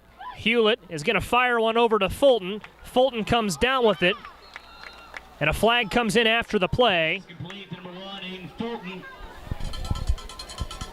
My vantage point blocked by some players. Want to wait before we identify what that could have been. Obviously, when you get a flag come in so late, a lot of the times it is a personal foul. And this looks like that official indicated this will probably be against IVC. As you see the offensive line begin to march backwards. I thought I maybe saw a push off that time on the far side receiver, but I don't think that was early enough for that to be the indicated penalty. That's why we wait. No personal foul against I owe the Panthers an apology. Penalties against IVC, ineligible receiver downfield. And an ineligible receiver for IVC. These are two very well-coached teams, Josh Pritchard and Tim Hines, PBL and IVC head coaches respectively. Their teams are going to play respectfully, and by the end of the season, a lot of these penalties are going to be chopped off. Yeah, they will. And again, we said it earlier. It's week one. It's the first game in the hot heat or whatever. At the same time, they've had a lot of bright spots, and it's just finding that consistency is the key to all great teams, as we say so often. And at the same time, you have to set yourself up for success, and these killer penalties, it's just not helping, obviously. First down and 15. It's now second down and 17 after that penalty on the ineligible lineman downfield. On that sprint out pass, but if IVC is coming out here, it's second down and long. You got to look your bread and butter pass play. I wouldn't look to get it on the ground here unless you're confident you're going to gain about 8. Second down in 18. IVC doesn't have to get it all back at once. David Russell in motion. Hewlett rolling towards us. He's going to fire one that was tipped, hauled in by Gabe Ross. And that's exactly the play the Gray Ghosts needed there, Cody. They chop it about in half, makes it third and manageable, and you've got to think this will be 4-down territory. Yeah, I love the play call there for IVC. It sets them up now in third down and about 9. You get maybe 5 for this back, fourth down. If you feel like you want to go for it, that puts you in a great position to do so. 3rd and 9. So IVC exactly chops off half of what they had. Ball on the 31-yard line.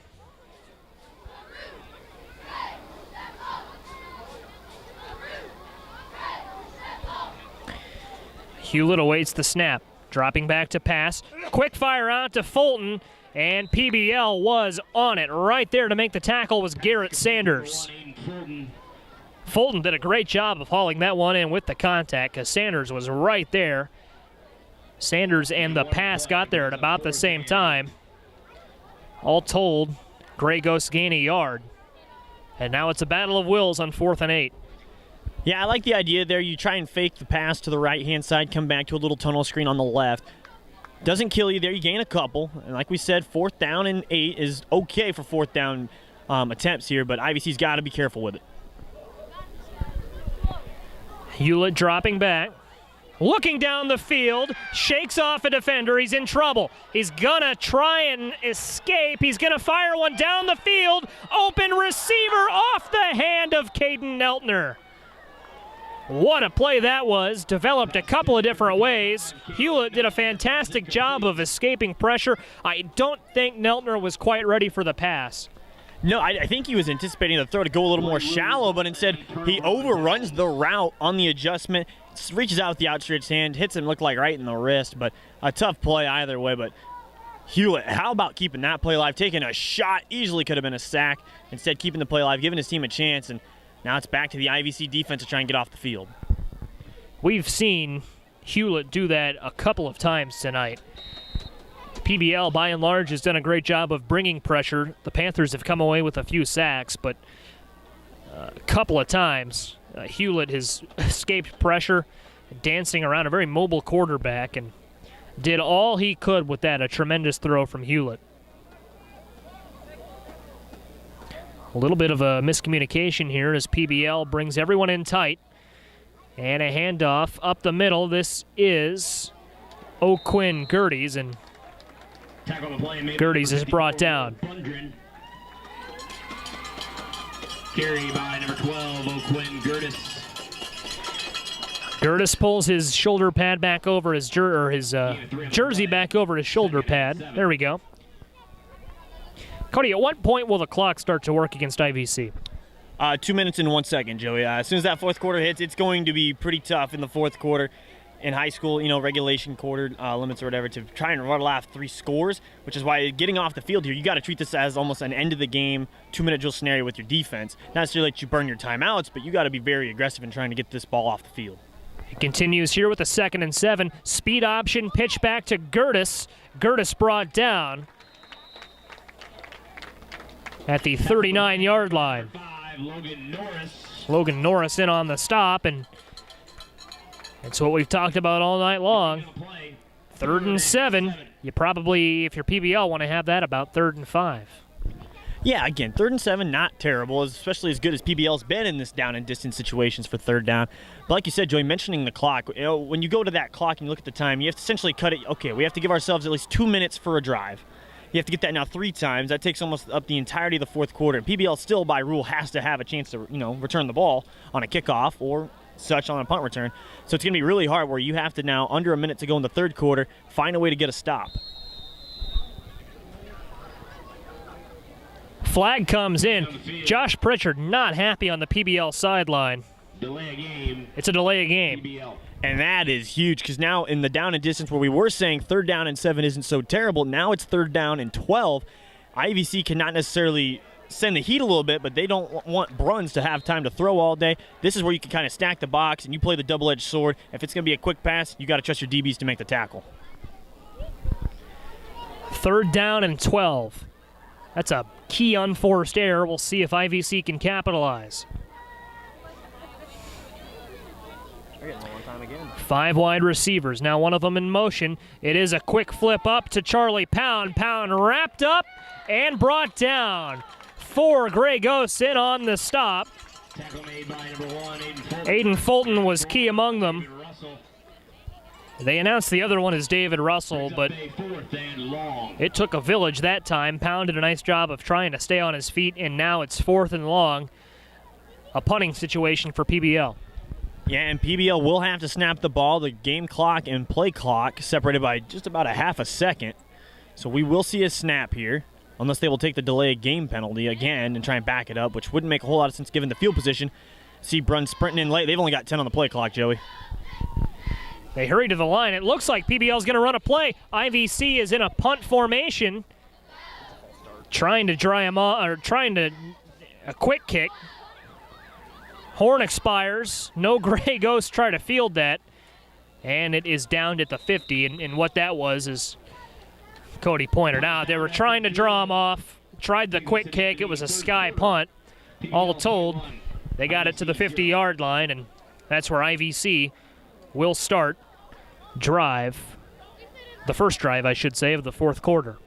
And before that first drive of quarter number 4, we'll take this time to remind you that tonight's coverage is brought to you by the United States Army, with more than 150 career paths to explore, plus comprehensive benefits to help you along the way. The U.S. Army has what it takes. To find out more, call the Peoria Army Recruiting Station at 309-689-0071 or text AVKQ to GO Army.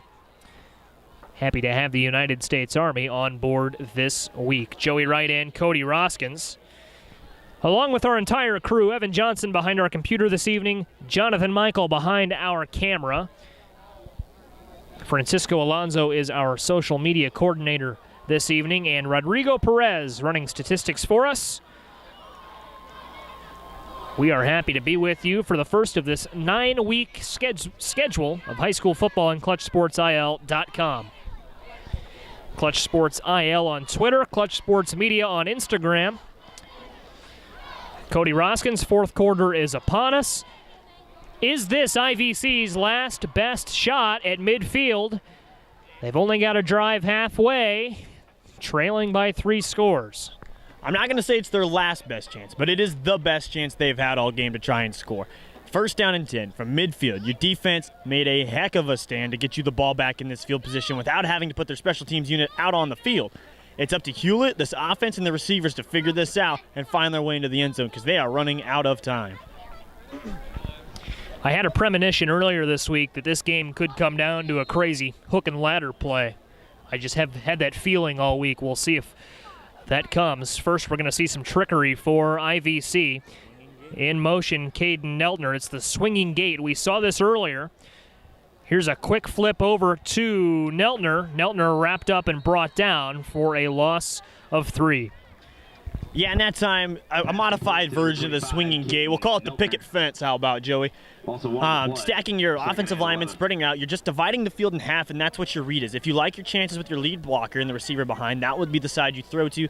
But instead, that time, IVC just got strung out too close to the sideline.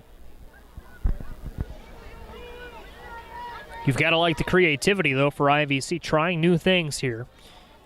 That one didn't quite pan out, but we've seen Nolan Hewlett make some throws, make a couple of plays with his legs. He's dropping back. Airing one out deep, intended for Fulton. Fulton was well covered that time. Charlie Pound and O'Quinn Gertis were there. Brings up 3rd and 11. 3rd and 11.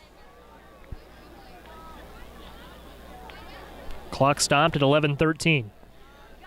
Yeah, it's going to sound a little crazy here, but running the ball here isn't the worst thing in the world. You know it's going to be 4-down territory here for IVC, so getting just yardage here and making it 4 and less than 10 is going to be very critical.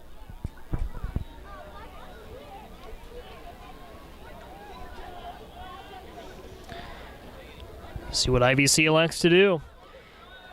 Will they go for it all, or will they try and chop it in half? 4-down territory, botched snap. Hewlett picks it up.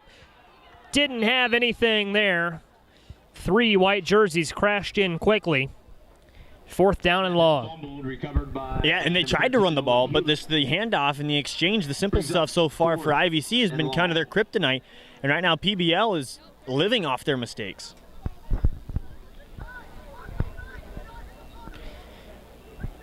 Josh Pritchard calling out an audible. Mentioned earlier that IVC does not really have a punt formation. It almost resembles the shotgun formation in that they'll have Hewlett a little bit deeper. PBL will not send anyone back deep to return. Fearing the fake, Hewlett, line drive kick. That's going to have to dig in. Slowly rolling towards the end zone and in. Touchback. Drive will start at the 25.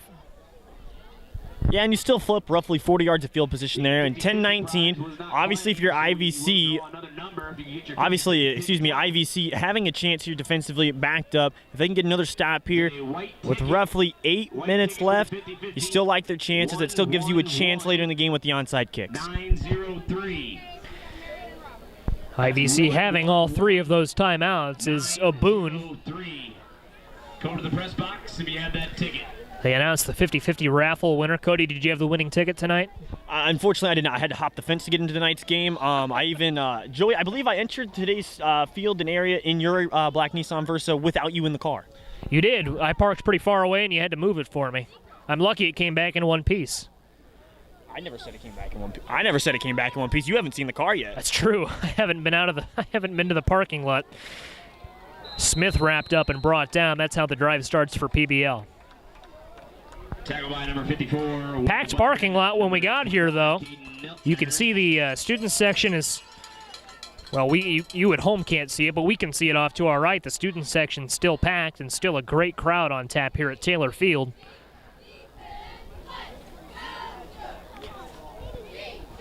Anxiously awaiting to see if their hometown Gray Ghosts can pull this one off. In trouble now, 2nd and 6 for PBL. It has been a slow and methodical approach by and large for the Panthers. Mason Bruns, Caden Snelling, and Tyler Smith leading the charge. Here's a handoff to Smith, and Smith wrapped up and brought down. Ran right into the pile. Carrying the play, taken down by a host of ghosts. And that's another thing we've noticed all night. Whenever there are a couple of Gray Ghosts in on the stop, PA announcer says, hosts of ghosts in on the snap. Or in on this tackle. I kind of like that. Yeah, I mean, you have to. I mean, you have the nickname Gray Ghost as your school mascot. It's just a have to, you know.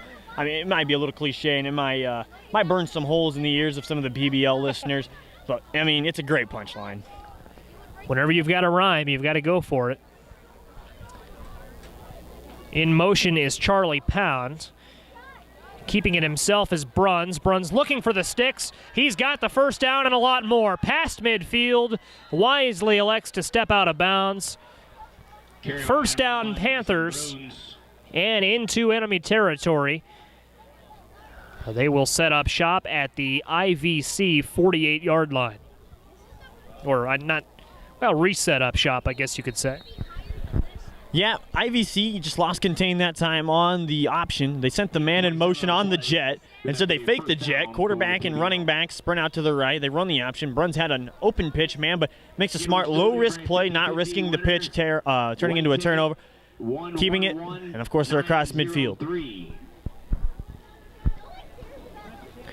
Player down for PBL. That is on the PBL bench. Both teams back to the bench for a water timeout. And as the players hydrate, we'll take this time to remind you that tonight's coverage is brought to you by the United States Army. Do you want to make a big difference? Consider joining the U.S. Army. Your training can amplify your efforts all over the world. Plus, you'll receive compensation and incredible benefits. You'll receive competitive pay and incredible benefits. Learn more by calling the Peoria Army Recruiting Station at 309-689-0071 or text AVKQ to Go Army. That's AVKQ that you can text to Go Army, or you can call the number at the bottom of your screen, 309-689-0071.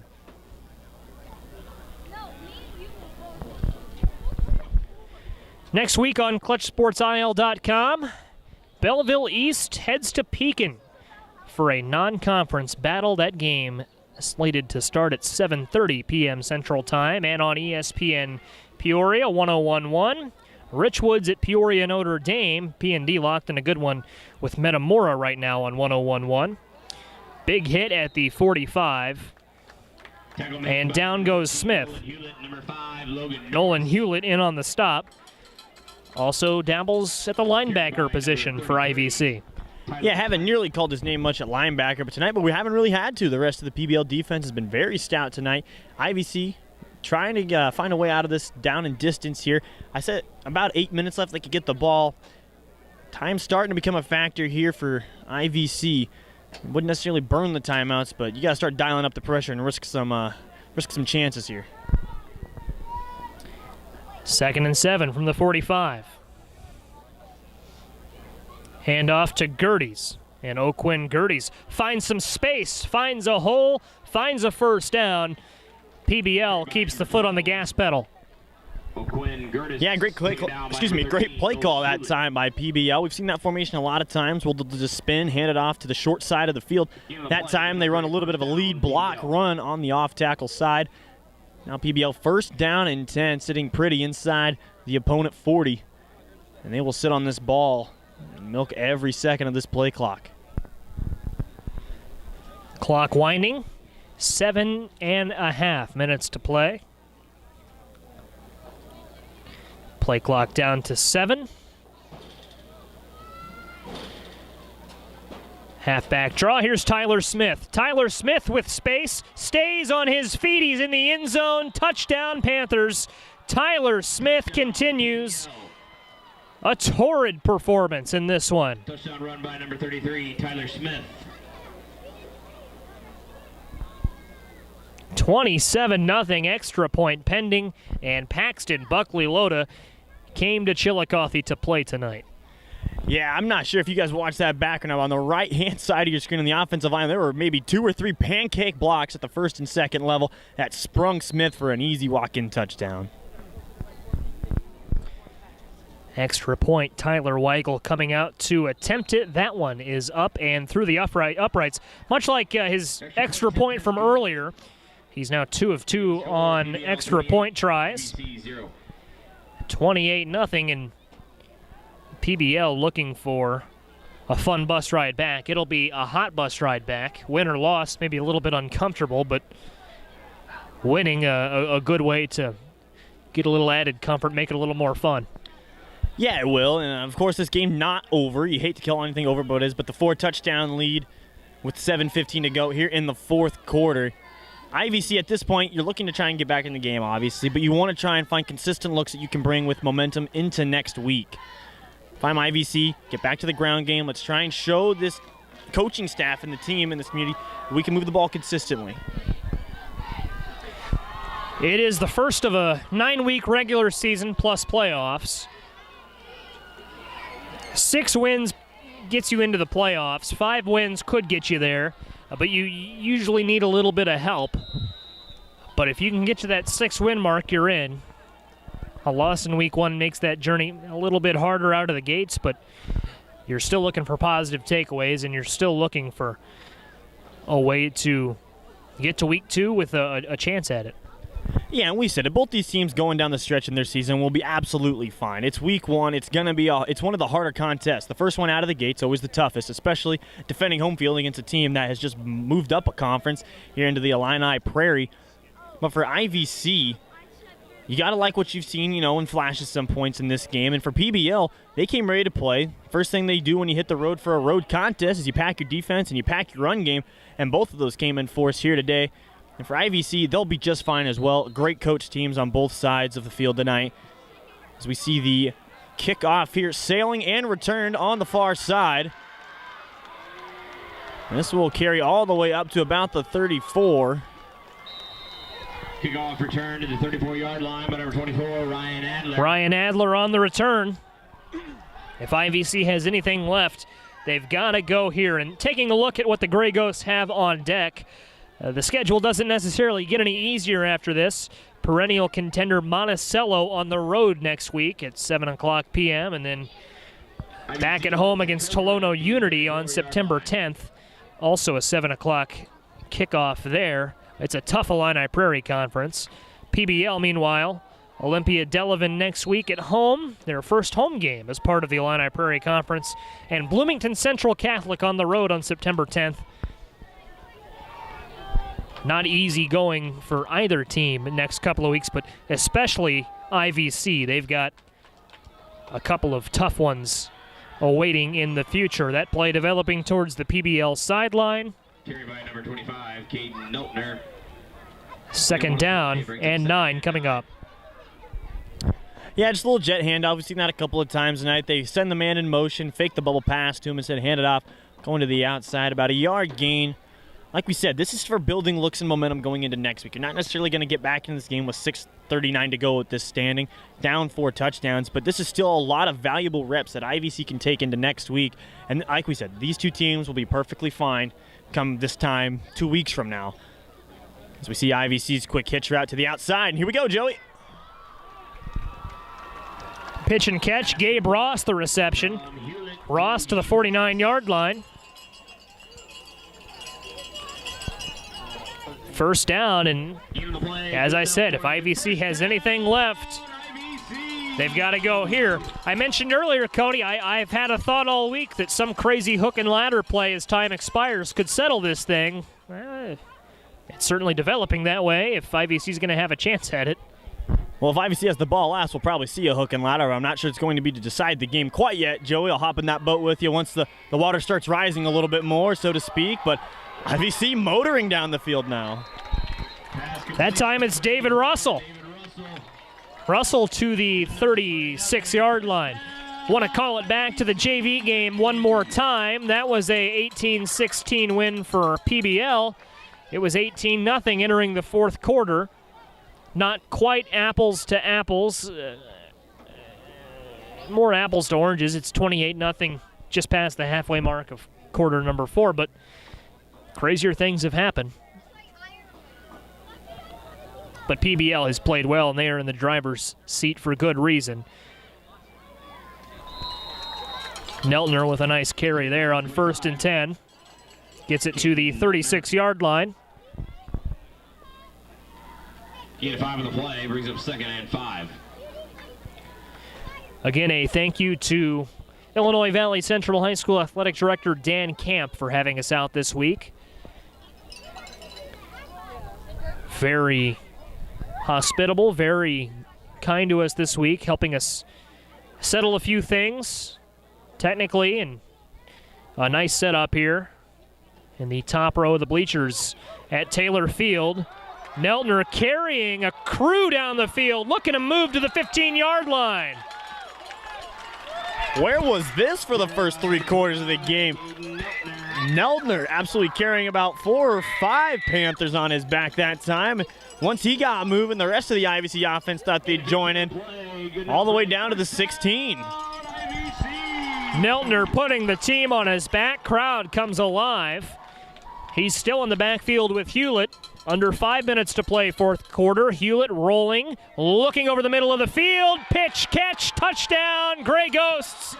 David Russell in the end zone, and IVC is on the board. A beautiful sprint out option. It's a 4 vertical and a hook concept. They move it to the left, throw back, not necessarily towards the middle, but you find your big-bodied receiver over the middle and a little bit of a mismatch in space. Ring it up, Joey. That's 6 for the Gray Ghosts. IVC will go for 2. How about that one? Hewlett to Russell. Hewlett, the lone man in the backfield on the 2-point attempt.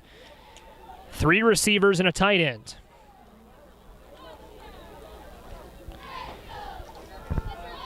Coming in towards us, he's got an open path to pay dirt. 2-point conversion, IVC. Nolan Hewlett with a couple of nice plays down the stretch. A drive that was keyed by the efforts of Caden Neltner and capped off by a beautiful reception from David Russell. 28-8, a 3-score game. 4:50 left to play. White ticket, 111. And the door might be open just a bit. 111, 842. Come up to the press box. Claim your prize. They're still looking for a 50-50 raffle winner. I think we both paused to listen to that.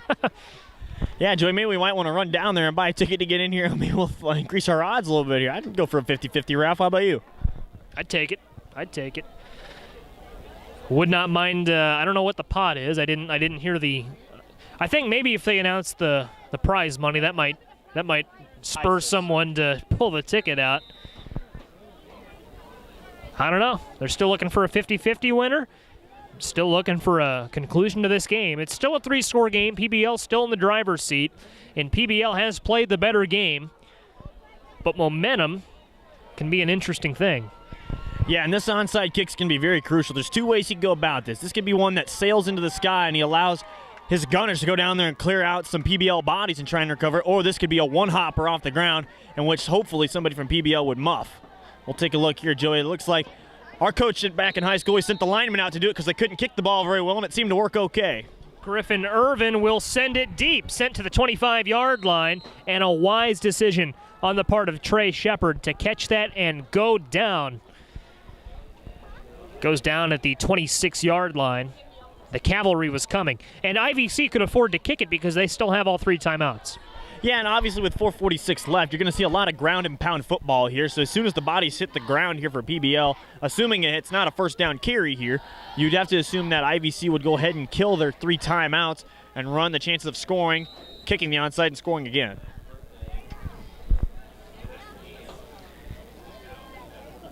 We'll see if PBL can kill the clock here, or if IVC can step up and force a turnover. Handoff to Smith. Smith is wrapped up and brought down right where he started at the 26-yard line. Carry by number 33. You say IVC should go straight to the timeouts. Looks like they'll hold. Yeah, and the thought process there is you're going to have to play a possession without it, so I guess you'd rather play it with the more time on the clock than not. So now that I kind of look at it from that angle, I could see why IVC wouldn't go with the timeouts, but at some point, if this becomes a first down carry, you will have to burn them because you're not going to have that luxury later in the quarter. Certainly not.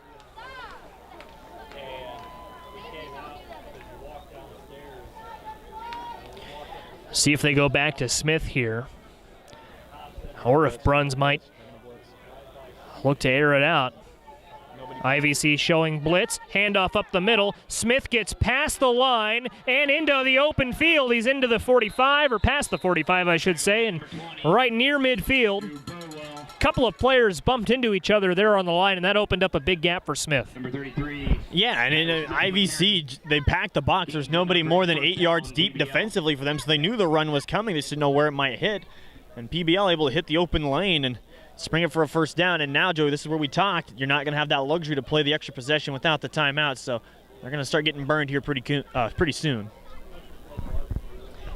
Clock continuing to tick down.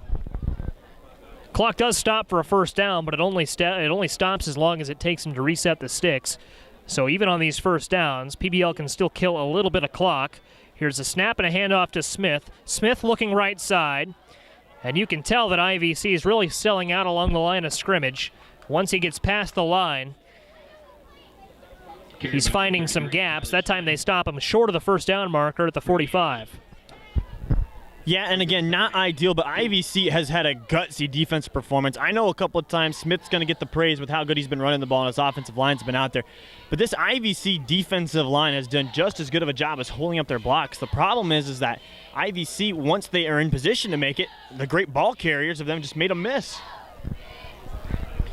And PBL has a wealth of great ball carriers. You look at Tyler Smith. Caden Snelling has had a phenomenal game. Mason Bruns has done a couple of things with his feet in the backfield at quarterback, and a jump there. That is going to be encroachment against IVC, and that'll be a first down, and that'll all but do it as we approach 2:30 to play in the game. Yeah, I'm no math major. I think they'll have to achieve probably one more first down here outside of the 4 handoffs to completely seal it. But you take 25 seconds out the play clock for every play. That puts you just around 45 seconds to 50 seconds left. It's going to be tough for IVC to try and get the ball back. Clock ticks down. No timeout yet. Play clock at 15. PBL can run it all the way down to 2 minutes.